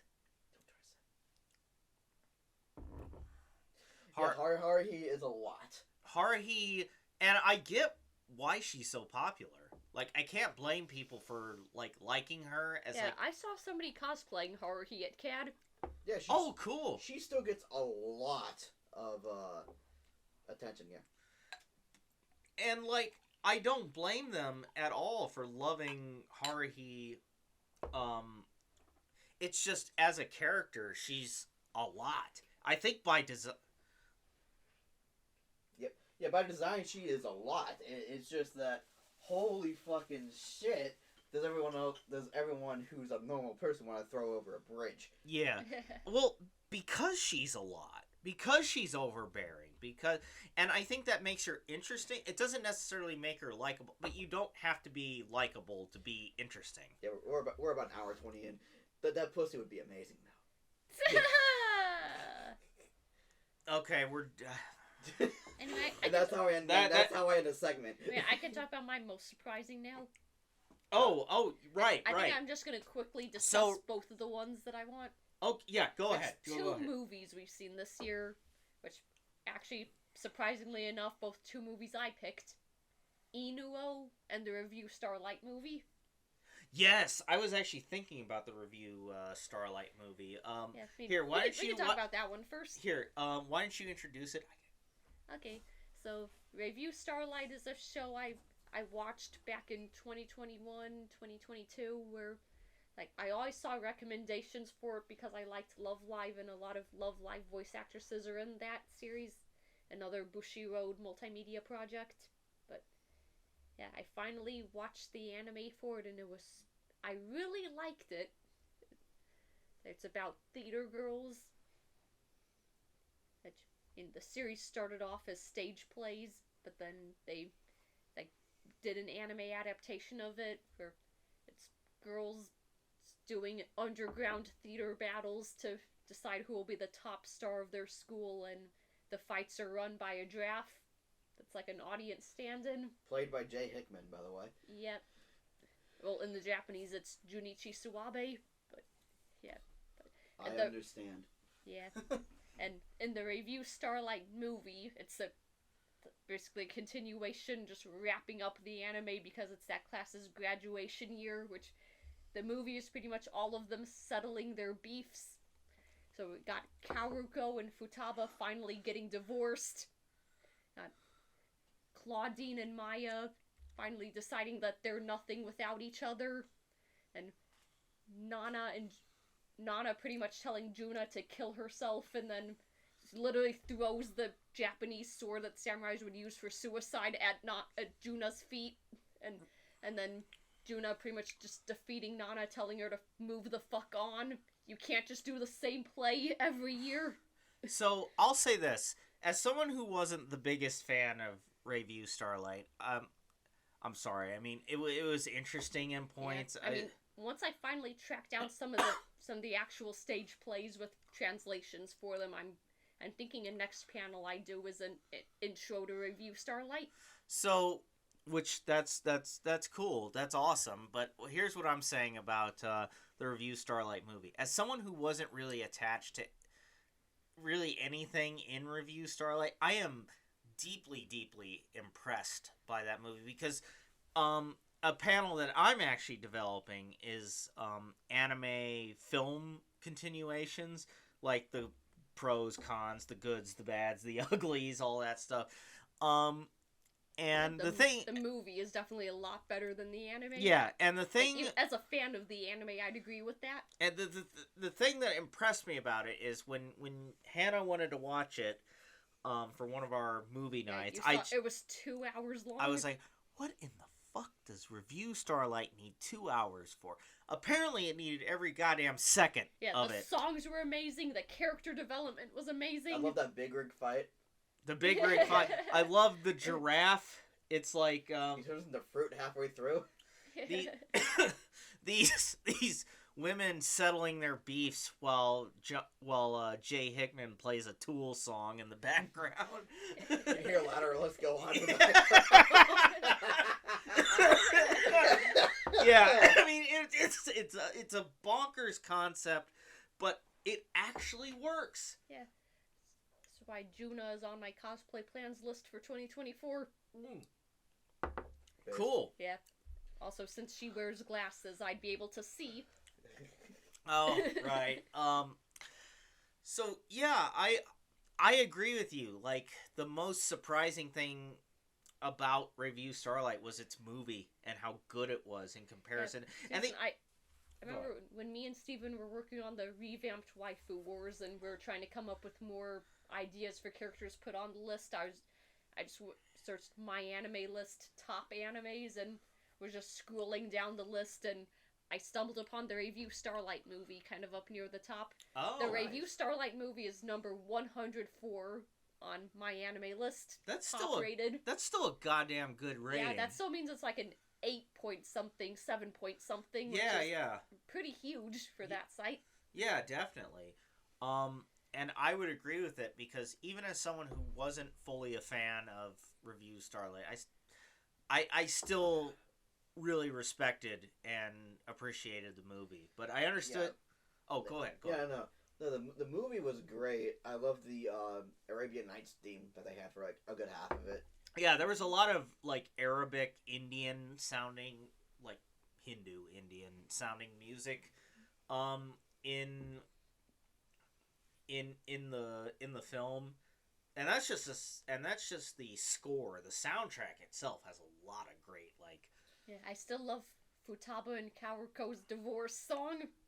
Oh, is that the jazzy one? Yeah. Yeah, that jazz. Yeah, that's a fucking good song. I mean, I still give both things I saw from Review Starlight a B tier personally. Yeah. But I give the movie a much higher B tier because of just I respect it so much of what it was able to like accomplish with this concept. But I understand that you had two things that you wanted to. Oh yeah, the other one I want to talk about was Inuo. Oh, which that's such Steven a good... wasn't there when we watched it, but I have it on Steven DVD. Steven had to work that night. Yeah, I have it on DVD, so we could watch it anytime we want. That's such a good fucking movie. Yeah. I love that movie. That's like a rock opera, but it's like set to like ancient Japanese like mythology. It's a movie by Masaki Yuasa, who did Night a Short Walk On Girl, Night Mind Game, and Devilman Crybaby. He was Yeah. like the showrunner for Devilman Crybaby. and it's this is a movie he did about like a blind shamisen player. Yeah. I forget what the actual name of the instrument is, but it kind of looks like a shamisen. I think they called it by a different name in the show. And a deformed guy that dances, and it's basically just the two of them just team up and go on tour around Japan. Yeah. Yeah, it's basically just a rock opera. It's also set during like actual Japanese history, and Yeah, it's it's set, like ancient Japanese. yeah, it's kind of like an ancient Japanese Spinal Tap Yeah, in a sense. exactly. Yeah, it's really, but it sounds really bizarre, but it actually really works. Like I gave it a very, very high like A tier. Yeah. It's pretty good for a movie I just stumbled across in Walmart for like $15. I was gonna say you didn't even know you were gonna buy that movie until you we were saw just it at Walmart for something else, and I just walked past the DVD section where they just had like a couple anime DVDs, and I just saw Masaki Uwasa's name on something. It's like, Yeah. oh, I do like that director. This is a movie he made. Sure, I'll pick it up now. And did we watch Night is Short this year? Yeah, we also watched Night is Short. That Walk was on a Girl, real. but I had seen that movie already. Before That was a really good 2023. fucking movie too. So, Masaki or Nasaki? Masaki Uwasa. That's a name that y'all should be on the lookout for. He also made another really good anime called Keep Your Hands Off Aizakin. I do know about that Elvis one. I haven't. Costello's favorite anime. Are you shitting me? Yep, Elvis Costello. There's an interview. Well, great. Like, now back I can't in, watch it because I fucking hate 2021, Elvis 2022, Costello. Where Elvis Costello was asked about his favorite things that came out that year, and he said that favorite show that came out that year was Keep Your Hands Off Aizakin. Said it was a nice show about girls exploring creativity. Alright, so I think I have my most shocking anime. Okay. Surprising. Oh, so real quick, what did you give Inuo as? High A tier. Same here. So, guess I have to watch that movie then. Yeah, we'll watch it we're on winter break now. We can do it whenever. Do it. It's so fucking good. I'll do it when I connect the HDMI cable back up to the switcher. But for me, I think for me the most shocking was Blood Blockade Battlefront. Oh that yeah, was my I almost pick. forgot about that one. That was so good. It was really. I didn't expect it to be good just based on the premise that I heard about it, which is just. And I knew nothing about the plot. I just knew Sugar Song and Bitter Step. The Real ending quick, song. I knew about the premise of Blood Blockade Battlefront because it was shown to me in the ISU Anime Club before I became president, and I liked the premise of it, and it was one of those shows that I wanted to watch. Never got around to it until I bought the DVD at one of the cons earlier this year and just said, "Hey, got some time, throw it on." But anyway. Yeah, I didn't expect it to be as when I say shocking. I didn't mean, for me it's like I didn't expect it to be as good as it was. Like I like the racism explained with hamburgers thing. Yeah. that was interesting. What was if it that alien can't get hamburgers? Yeah, because the humans blocked it off from aliens getting inside. Yeah. It's like the brand doesn't want to be associated with the aliens, so despite being in the alien town, the aliens can't get those hamburgers, but that one alien really loves the hamburgers. So yeah. he just Adrenoff, was his name. Yeah, it just has people pay to go into the restaurant to get the burgers for him. Yeah. And that episode actually ended up being kind of heavy just because of the fact that the... yeah, that was probably the heaviest episode in the show. No, he gets beaten by people who were in debt to the mob and wanted the mob to forget about it. What if Alien can't get burger? But the rest of the show was actually really good. I did like the brother-sister part of it. Yeah.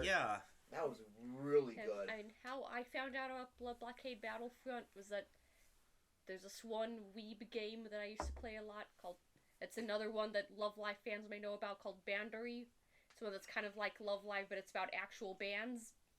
But yeah, there's one band in it called Hello Happy World, and the game they have originals but also covers. Like they have the bands do covers of songs, and one of the songs that they did was Sugar Song and Bitter Step, which is the ending theme of Blood Blockade Battlefront. And good song. yeah, I knew nothing about that show, but I loved that song so fucking much that I knew I had to watch that series sometime. But yeah, but I've always wanted to learn that song so much because I love that song, but the bassist goes fucking crazy on that. Like there's no fucking way I can learn that song. And also it's slap bass too, and I suck at slap bass. Anyway, Steven. Then the shocking thing was I thought it was just gonna be another like run-of-the-mill shonen episode. That's kind of bracing myself for that, but it turned out to be really good. Yeah, we need to watch season 2 sometime. Which I didn't even know there was a season 2 until I knew because the one time I tried to watch Blood Blockade Battlefront, I started watching episode 1 and nothing makes sense in this. Then I looked it up and this website only has season 2. I accidentally watched the first episode of season 2. Oh, okay. Yeah. No, I was prepared for myself to watch something like, I don't know, like a Dragon Ball Z type bullshit. Mm-hmm. Like, don't get me wrong, Dragon Ball has a very special place in my heart. Sure. Yeah, but apparently while I was gone in Arizona earlier this month, you just spent the whole break just playing the Dragon Ball Z game. I beat University the other day. But, What do you do when I'm gone? Vidya. Vidya. But I want to say this real quick. But can I finish my Yeah. thought? Oh, Yeah. sorry. I thought my bad. Apparently, the more drunk Hannah gets, the more intrusive she gets. But yeah, I actually talk when I'm drunk. but I was expecting like a Dragon Ball Z type of thing, but the characters were really dynamic. They had I like Zap Brannigan. Yeah, the motivations were really good. His name is Zap. Zap. Each character has a really good part, and honestly, my favorite character was a gag character who had bad luck happen to him everywhere he went. He was Zap? Yeah, I think it was. Yeah, it was Zap. I always think of Zap Brannigan, or like he is a womanizer in there, so I always think of Kif. I have made it with a woman and formed the men. And will either be like fat or have like the most jacked set of abs you've ever seen. Like there's no like in between. Going back to what you were saying about like Dragon Ball and stuff.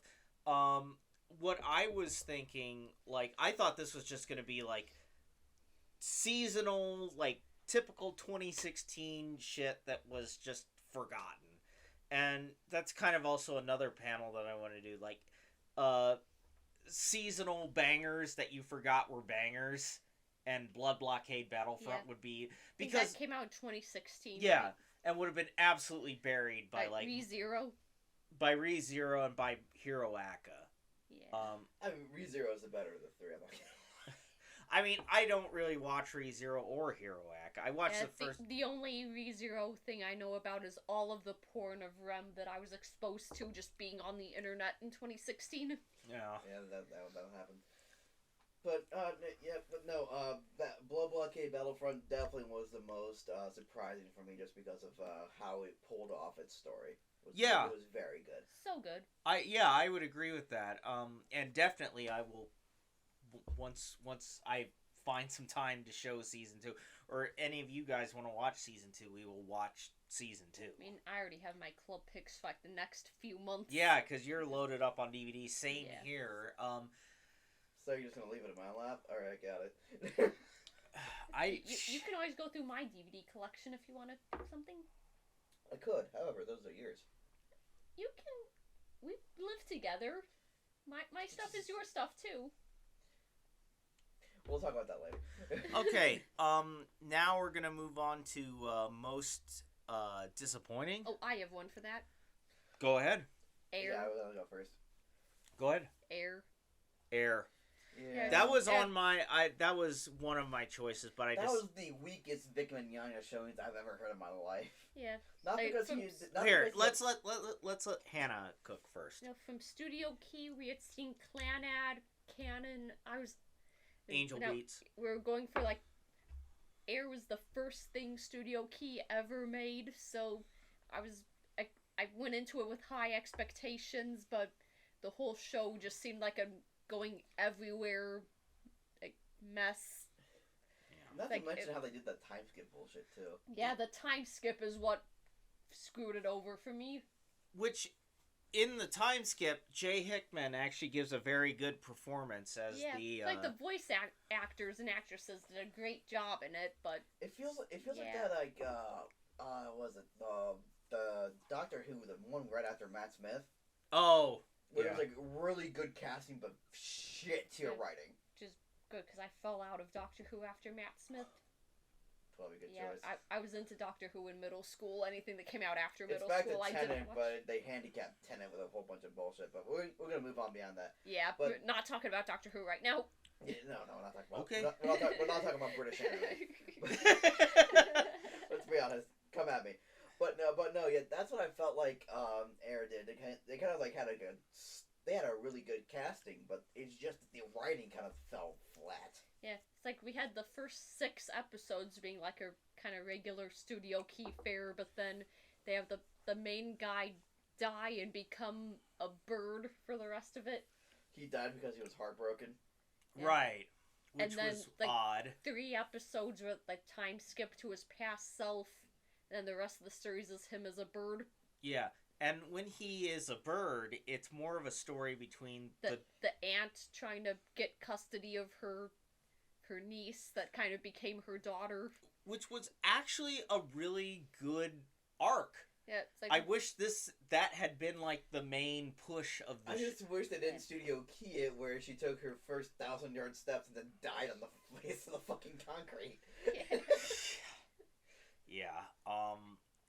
Hannah, they did the whole clan ad thing of like, instead of I want to see the sunflowers, it's I want to go to the beach. Then she dies before they can make it there. Yeah. I mean, just even thinking about like what inspired that. Well, not even. If you think about it, Air would have inspired Clanad because Air came first. Yeah, it's Air, then Canon, then Clanad. Right. I thought it was Canon, Air, Clanad. Well, that so was they games. Did an S tier, then Failure, then S tier again. That was the games. The first. Sometimes you need a break from putting out bangers, all right? Well, here's the thing. When I first watched it, because Hannah, that Air almost made my most disappointing, but most disappointing of 2023. But a different show made it, and I'll explain why in a bit. But with Air, God, there was so much like potential going into that show. I think the only thing of Air that actually survived past that show was the opening song. That was actually a song that was from the game Tori no Uta. Yeah. Which is sung by Leah, who first of all did the Vocaloid Ia that I also cosplay and have a plushie of up there, and with she the also pink hair? Yeah. Okay. Kind of pink hair and braids, and she also did the opening to Angel Beats too, but Right. yeah, she's a very good vocalist and also known for singing songs in Studio Key. She also did the Clanad After Story opening. Oh, but, wow. That's yeah, a good fucking song. Yeah. One year, like it was Anime Midwest 2018, she was like one of the Japanese guests that actually showed up, and she did a concert there, which I was excited for because I'm a huge fan of her Vocaloid, was a huge fan of, the only show I'd known her for was Angel Beats back then, but I went to that concert anyway, and the crowd absolutely erupted when she sang Tori no Uta, which is a song I didn't know of back then. But then we watched Air, and yeah, I could see why this song is the one thing of it that held up. Yeah. That song is good. So, I mean, looking back on it, Hannah, where did you put Air in your tier list? I kind of put it in C tier just because, I mean, it had the makings of a good Key show. Oh, it definitely. Just failed the execution. I put it in low B. Let me triple check because I think you put it in. You either put it in B or C, but Air. We had Air. Yeah, I put it in B tier. It's like it had a lot of our favorite voice actors and actresses in it. But yeah, It let me just go back to didn't the rant that I got cut off on. That was the weakest Vic Mignogna showing, and like that wasn't a character that he hated. the character he hated doing was Broly from the Dragon Ball series. Why did he hate Broly? Because it wrecked his voice. Okay, that makes sense. It was one of those characters that's like where he had to be in a octave where it just shattered his voice. Okay, and placed in the wrong where spot like in his throat. where like that lemon water honey shit wasn't gonna fix it. Yeah, it's like kind of like Quentin Flynn with a few of his Gears of War characters. Okay, I see what you mean. But like, not Quentin Flynn. I almost said Quentin. Vic, I think, gives a good performance in Air. He does. It's a great performance in Air. He's a very good bird, I guess. Well, even before that, when he's just the dude, I think he gives a good performance there. Everyone, I think, gives a good performance, including Jay Hickman as the samurai. Yep. I think the samurai spot was actually where the voice acting actually kind of picked up. Yeah. The woman who plays the aunt gives a great performance. Who plays the... I cannot tell you off the top of my head. Okay. I was gonna say who plays, like, the main magical girl or whatever the fuck. Was that Wendy Lee? I think it might have been. I'm not sure. Okay. Well, in any case, it's... it's like... all of the pieces were there to make a good, like a clan ad, like a canon level. Like, the show was there. It's just the writing flopped. They like couldn't. Fucker. They couldn't make the pieces of the show fit. They couldn't. Just remind me of the Tucson Waterless. I know the pieces fit. So but I watched them fall away.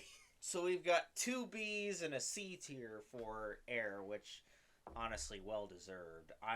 I'm only holding on to it because, like, in the moments where it was making me feel emotion, it was actually it was good. It was good. It's just God damn it! I wish there was more about the aunt and her relationship with the girl. Just while the main character was not a bird. I think that should have been the focus of the show. Like, have the guy keep being.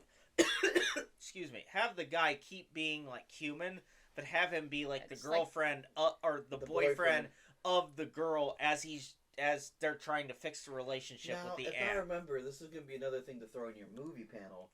The movie actually kind of rectifies this because the movie has the guy stay a guy up until the very end. Oh, right. I think I heard about that. I don't know if I even own that movie. I might. I don't think any of us would. It might be in my DVD collection, but I kind of doubt it. But I'd be willing to look, so. Yeah. But, so that was Hannah's, was it 2, or is it the single, most disappointing. I mean, I also do have one I could add too. That was another one of my picks. Sure. Kids on the Slope. Oh, God. Oh, hey. That one, hold up. My pick, actually. Yeah, that was my pick too. God, I could add a little bit to it, but I could just have you guys talk about most of it. Why don't we just combine and do... Wade and Steven will go ahead and give I can just give a bit of context too. I watched the show when I was a teenager because I was a jazz band kid, and somebody brought up to me, hey, there's a jazz band anime made by the guy that made Cowboy Bebop. So... I watched it. I thought it was okay for the time. And that's how she sold it to us. Then years later, I got it on sale at an anime con for like $30. Okay. So hey, that sounds familiar. Yeah. Okay. Yeah, I got that. A nice 1-weeker, so I got it for Anime Club, and yeah, it was not as good as I remembered. Alright, wait, what's back and forth on this one, right? Yeah. So let me start off as a jazz band kid myself. I am very disappointed by the lack of trombone in the movie, in the show. The only brass player is a trumpet guy that ends up committing statutory. It apparently was mandatory. He accidentally becomes a communist leader and then commits statutory. Fucking Joe C out this bitch. Oh my God. 3'9" with a 10-foot dick. Oh shit. Wade just fell backwards. Alright, Wade, pick yourself back up. No wall damage. Okay, good. Oh, that's what you were worried about? Oh, fuck, my back hurts. Oh, no. Okay. Can you stand? Oh, yep. Oh, good God. Here.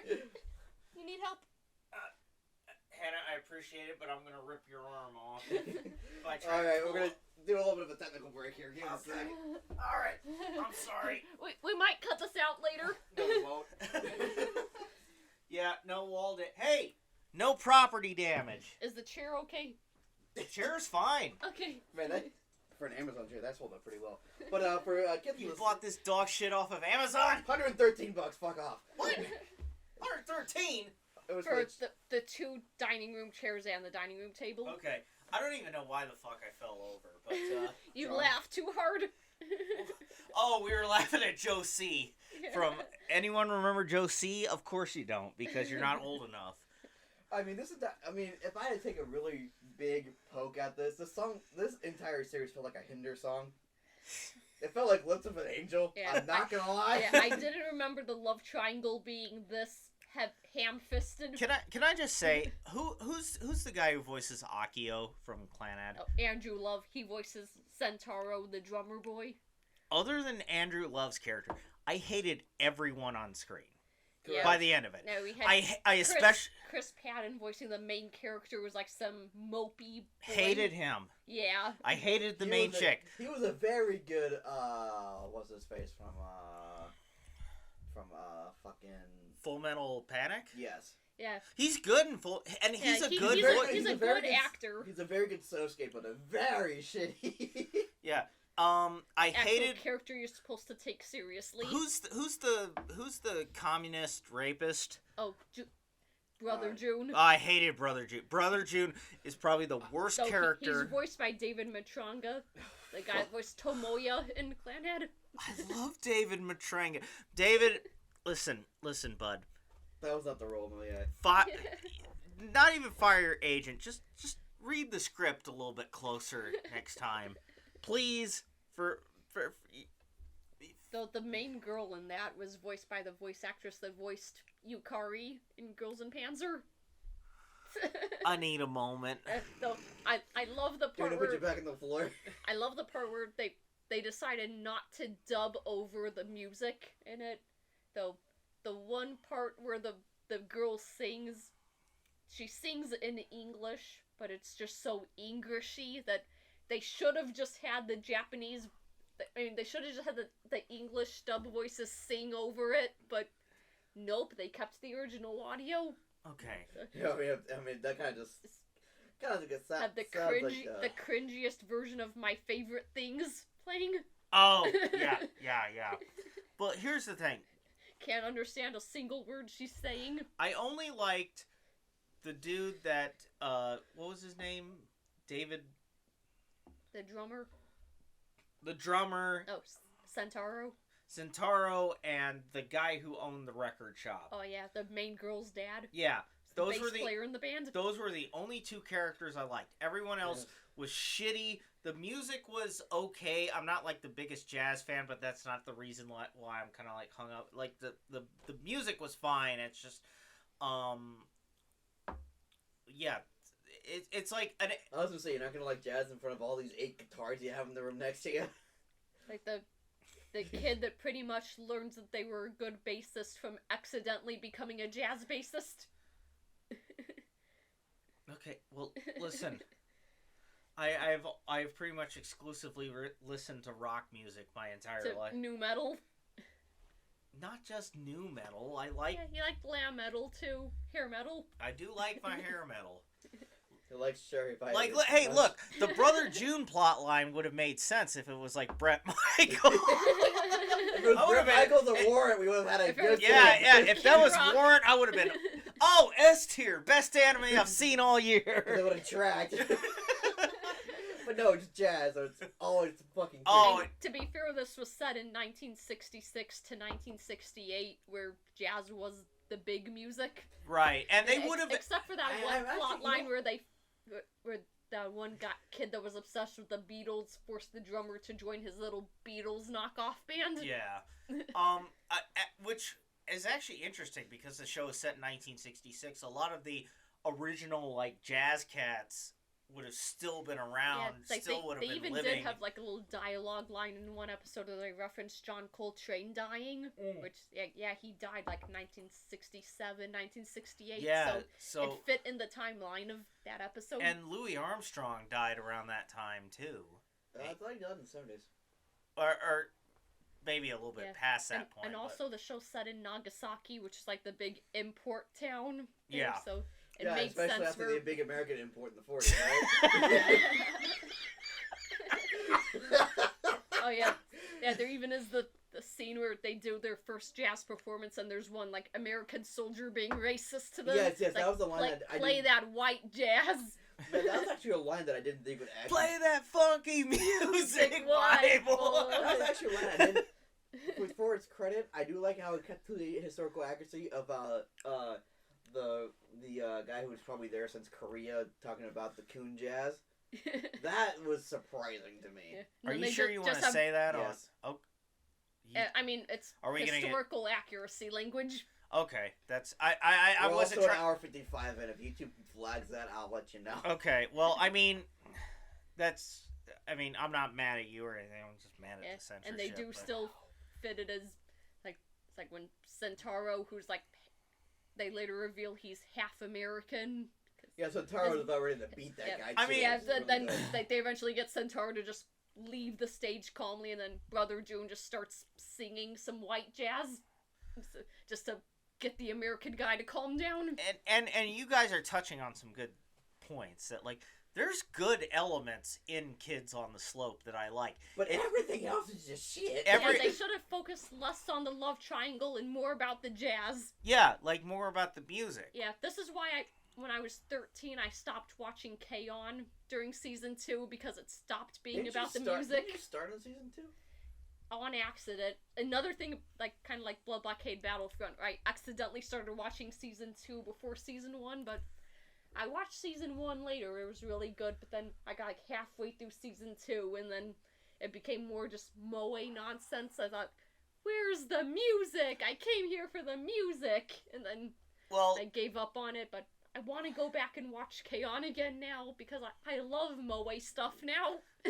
which is funny. I love moe and music. Yeah, because you have all the Love Live plushies around here. Which is funny because Love Live is pretty much all music. It's not all. Yeah, it's all music and moe perfectly mixed together. But yeah. I guess the thing about K-On! Is that season 2 is twice as long as season 1. Right. So, yeah, I think more people were there for the moe stuff than the music. Yeah, but I'm gonna circle back to why I call this the hinder of anime right now. It's because it seems good on paper, right? You have like a slight romance back in the 60s, and then do jazz band music like and period music drama. Yeah, period music drama. But then you get to the song where it's like Lips of an Angel type shit when you realize there's a fucking statutory love line in there. Yeah. I got the main girl in the love triangle's friend like ends up dropping out of school because she wants to get with the 20-something-year-old guy. Yeah. Even though the drummer of the band, the high school age drummer wanted to get with her, but nope, she left for the 20-something-year-old trumpet player. I'll say this. Then the main 3 had a love triangle. I'll say this right here, right now. The more you guys talk about it, you're more wanting me to put this into D tier. So I'm going to say right now, I put it in C tier. Oh, I put it in C tier because I put this in D tier because I couldn't live with myself keeping it in the same spot that I had Steins Gate in. I love Steins Gate! We're not bringing this up again, but... hey, you're going to make me want to make him sleep on the couch. I'm not doing shit. I'm talking... not doing shit either. Don't drag me into this. Steins Gate is the show I've seen the most times. Yeah, I mean, unless you're counting that I used to watch Fooly Cooley every year. Fooly Cooley's great. Yeah, Fooly Cooley's my favorite anime ever. I will not make the jokes about adults from making the additional stuff. I will not make the jokes about adults from making additional seasons. Yeah, down. That's how down, buddy, down. That's how I guarantee myself sleeping in the recliner tonight. I have seen nobody talking about Fooly Cooley grunge and Fooly Cooley shoegaze, so I plan to keep it that way. So, what are our rankings for Kids on the Slope? I think I gave this D tier, I believe. I think I gave it C tier because I do like the music aspects of it. I gave it a low C tier, but I think Same. the music and some of the stuff with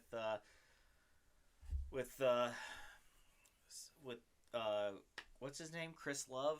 Andrew Love? Andrew Love's character really do pull it through. So has anyone not answered most disappointing?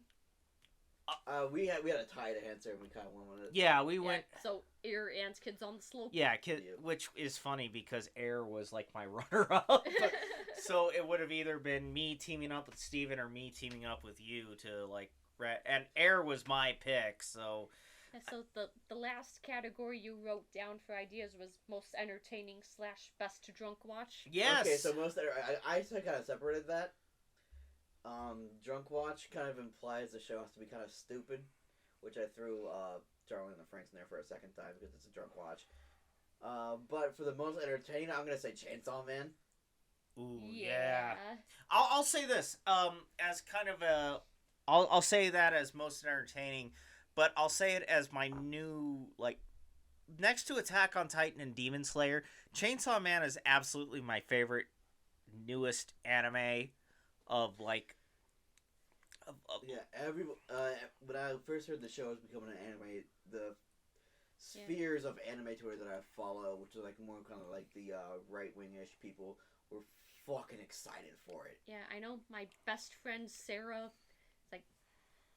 that she was into that series while it was still a manga, and she tried to get me into it, even though I don't really read manga, but yeah, I mean, back at Anime Magic, when they had the tattoo station set up, she got a tattoo of Pochita right there at the con. Nice.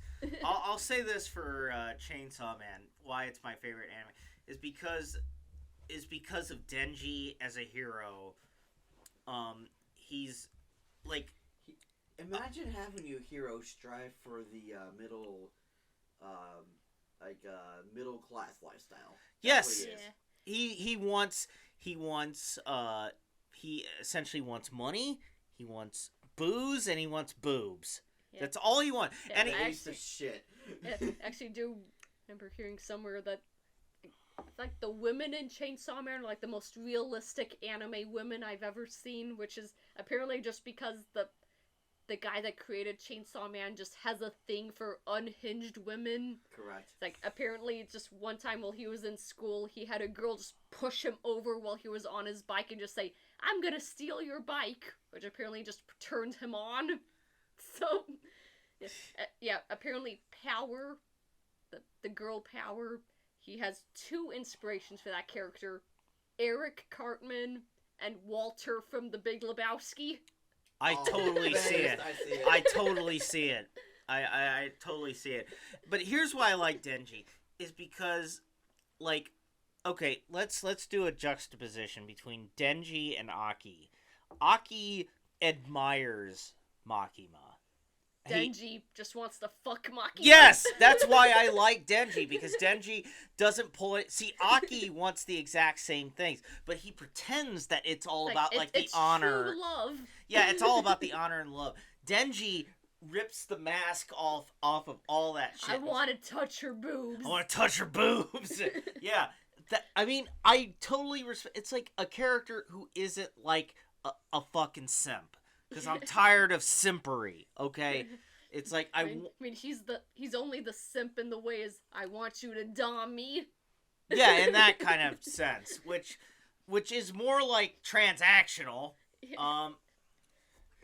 But also with Chainsaw Man, it's like the first episode is really fucking dark, but every episode past that point is entertaining as fuck. Also, gotta love how Makima is voiced by Tomori Kusunoki, the original voice actress of Setsuna from Nijigasaki. Oh, cool. Oh, okay. Yeah, that was like the role that broke her into the mainstream. Oh, okay. Like, even after voicing Setsuna, she got the role of Makima, and that's when people really took her seriously. As a voice actress. Yeah. Like, besides just being an idol. Okay. Just being a singer. I mean, that's cool as fuck.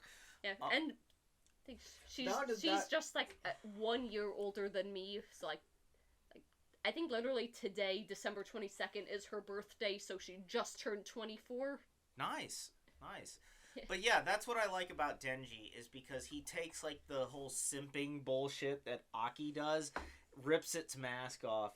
Yeah, literally the moment Aki pretty much does like his shonen antagonist thing. It's like, you're not fit for this world. Runs up and kicks him right in the fucking dick sack. Yeah, I think they literally 8 do like the times. Taco Bell gong. Gong!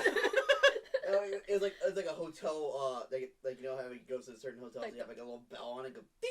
I mean, he kicks him right in the Like valley of the. I think he kicks her like 8 times in the nuts. Oh yeah, and Aki never tags him back. Yeah. Aki can never tag him He back. won't stop kicking me in the Dick. Especially when they caught Katana Man.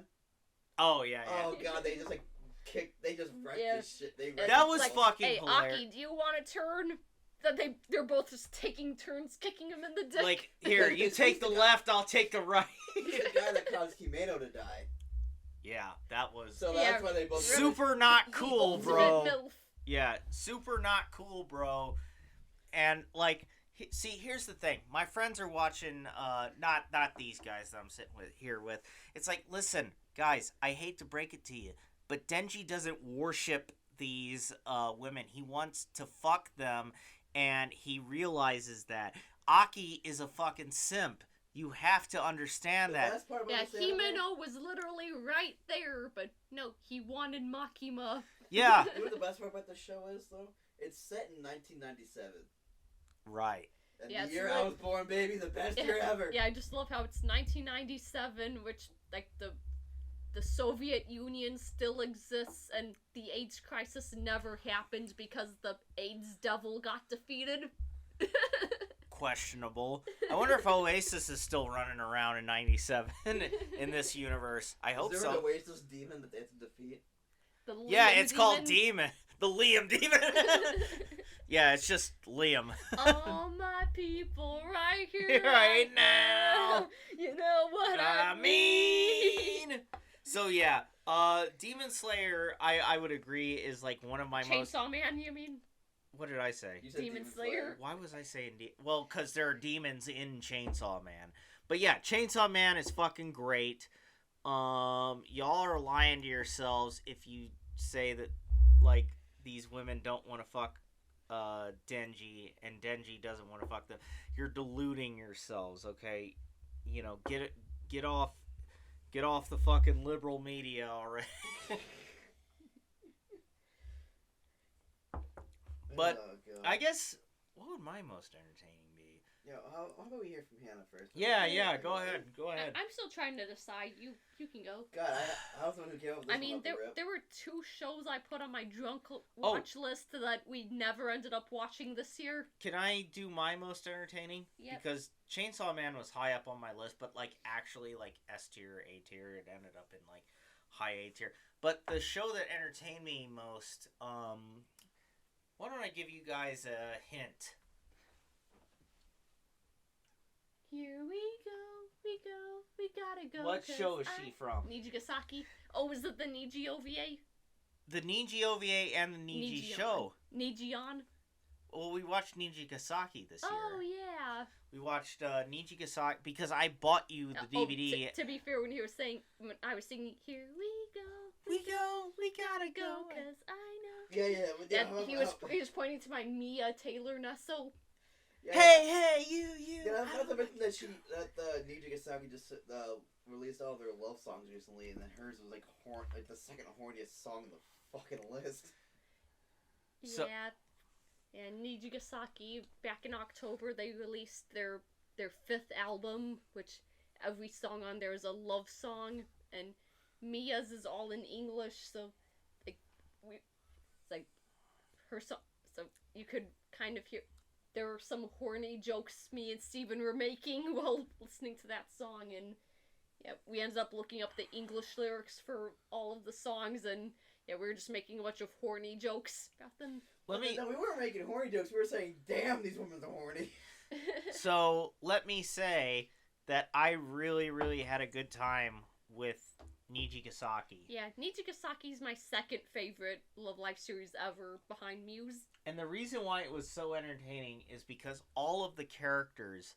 They got development. Yeah. They got their own episode to flesh their characters out with. Yeah, and Rina's was the best. Rina Yeah, was. I think it's always Rina, Kanata, and Shizuku, as everybody says, are probably the best episodes of Love Live Yeah. ever. And Like, not just Nijigasaki, just Love Live ever. And I'm sitting in a room right now where several of the Nijikasaki characters are staring at me. 3 of Yeah. the 4 corners are I just need to find a big Nesso arena. Oh yeah, I was looking for Arena Nezo, but let me Even all the ones I find online are super expensive just because Rena's so popular. let me just say real quick, the reason why I like Nijikasaki so much is because of its characters. Like its characters, like Yeah, I think a good anime is built on its characters. Like and so many girls could be best girl material. Yeah, exactly. With the exception of Ayumu, if you said any one of these girls was like your best girl, I would understand why. Like even someone who's kind of lower on my list, like Karin or Shioriko, I could still understand why. But like, Yeah, Yuma's my favorite because he underrated. yeah, that's But like, Kasumi, Rina, who's at the top of my list, by the way. Kanata, Emma, Mia. Yeah. I think Kanata's my favorite just because I relate to her so much, just being sleepy. Eepy. Yeah. The big Eepy. Yeah, I'm literally in a Kanata cosplay right now. Right. You look like you're... Yeah, I'm in her Quartz Sing and Smile Beautiful Moonlight outfit. That's first Quartz. subunit. That's Quartz right there, isn't it? Oh yeah. I have some of those Kutsuki plushies. People call them the monkey plushies just because they have little clasps on them, or they can hang on to something and have clasps on the back where the other plushies can hang on to them. And I have Emma, Kanata, and Rina. So I just needed a Kasumi, then I'll have all of Quartz. You got one right here. Yeah. Little keychain plushie of Kasumi thanks to Maromi-chan / Hatate. Oh, is that the person who runs the Love Live Discord? Yep. Yeah. No. But, yeah, She likes all my shit posts. Oh, good for her. I wonder if she likes all my Metallica posts where I'm like, Nico-ni! Nico-ni! Nico-ni! But the Nico-ni! Steven, you can go on. No, I was gonna say Niji is definitely a really good Love Live show. I'm kind of with Hannah. I'm kind of in the boat with Hannah where I like Muse better than Niji. I do too. But yeah. Yeah, Nijikasaki is definitely a close second. Yes. Even though Sunshine, we can just all laugh at Sunshine because they kind of failed in real life and in the show. Yeah. Yeah. But hey, they're still going strong today. Yeah. As for Superstar, yeah, I mean, I like season 3 to bounce back. Yeah, I like all the voice actresses, but they really dropped the ball on season 2. So I just hope season 3 can do justice to the 2 new characters they're introducing. Which, by the way, well, technically 1 new character they're introducing, but I hope they actually make Ween likable.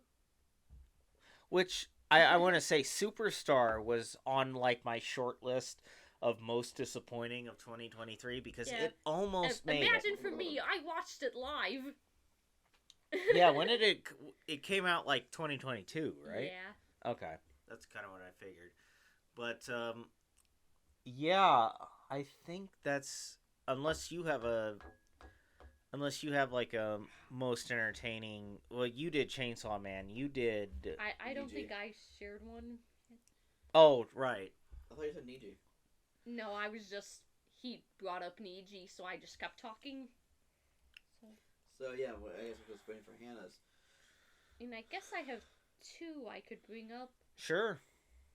I mean, Lucky Star was a surprisingly good one. Definitely. Yes. Lucky Star was a lot of fun. I love all the Haruhi references. Yeah, I love... feel like Lucky Star is one we only could have watched when we did, because we had already seen Haruhi, we had already seen Full Metal Panic, which were the 2 shows that were referenced the most in that. They even had canon references. At least they didn't fall over. Like, even in the first episode, they had, like, the, why are you late for class? And she pretty much brought up IU's introduction in canon. Like, I was running from a taiyaki owner. What were you saying was Lucky Star? Yeah, Lucky Star is a really good show. It kind of fell really good with us because we kind of watched all of the early KyoAni shows, kind of by accident, actually. Yeah. So we kind of watched all the shows that would reference. Yeah, we had seen Full Metal Panic from the one they used to be part of this group. Yes. And then we kind of watched, Haruhi because of you. Haruhi because of me, and then Canon because of me, and then I mean, we kind of got into KyoAni shows kind of because Wade showed us after Clannad and Clannad After Story. Yeah, don't watch those straight back to back. You'll destroy your emotional system. Yeah. But everything was really, really good. Lucky Star is referencing everything, and the fun fact is Haruhi and Lucky Star are doing their 20th anniversaries pretty soon. Yeah, apparently they're both dropping like animated shorts. Yeah, animated shorts and reviewing their own show, so this should be interesting. And Haruhi's having an orchestra concert of the shows from their series, and pretty sure. some of the voice actors are going to be in attendance for it. So, I mean, that's the only Haruhi news that's come out. I'm missing something. So we were just talking about Lucky Star and KyoAni. Oh, yeah. I had a lot of fun with Lucky Star. I mean, all the references were great. But, like, the actual characters in the show itself were pretty good, too. And the other thing I was going to bring up was Sunshine in the Mirror, which I don't understand why everybody's calling that show a flop on the Love Live subreddit. I thought it was great. Yeah. What were you expecting from a Love Live fantasy show? Were you expecting it to be serious? Yeah, I mean, it's... I mean, the show is more serious than I expected it to be. Yeah, and it's not even that serious at all. It's kind of just light. Yeah, I was just expecting, like, Konosuba, but it's the Love Live girls. Yeah, and instead it's just... It actually has a plot. Yeah, and it's not just them messing around. The thing I like about it is that Yohane, Yoshiko Yohane. Or she calls herself Yohane in the show. Yeah, actually has a very high opinion of her friends. Like, yeah, in Yohane's little fantasy world, she's still a failed singer that has to move from Tokyo back to her hometown because she ran out of money. Yeah. It was a very interesting show. But all of her friends are, like, super accomplished, like, professionals. And... yeah, Daya and Ruby pretty much run their town. Hanamaru's a successful business owner. Yo runs the entire post office. Yeah, Chica is like a secret superhero that defeats forest spirits or something. Like evil forest spirits. Mari is like... she's a demon queen. Yeah, demon queen who still gets on pretty well with the people around Numazu. Yeah, I mean, she's scared to go up to the world because she's apparently heard people say bad things about demons, but once she goes up there, people are actually interested in her. Yeah. They don't judge her negatively. Right, and I think it's a good. I think it's a good show. You know? Yeah, it's like I see people on the subreddit thinking like, are we gonna get Sunshine in the Mirror season 2? But everybody says like, no, it flopped horribly. Like, why? I don't think it flopped. Yeah, I thought it was good. Yeah, it was better than I thought it would be, and.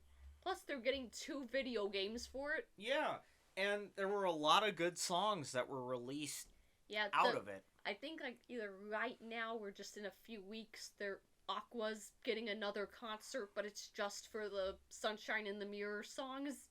I mean, deservedly so, because a lot of those songs were really, really good. Yeah, revitalized Aqua. Yeah, definitely. Considering that, like... yeah, it's like the last big thing I remember them having was the Hatsune Miku collab single. How long ago was that? Like 2020, 2021. Okay, so it's been a couple of years. But, I mean, it's good that they're, like, you know, starting to kind of come back. Maybe they needed this, isekai show. And it's not even really an isekai. It's more of just, like... yeah, I mean, the town's still called Numazu, even though they have it, like, written in, like, a fantasy language, but have subtitles saying, like, yeah, it's Numazu. Yeah.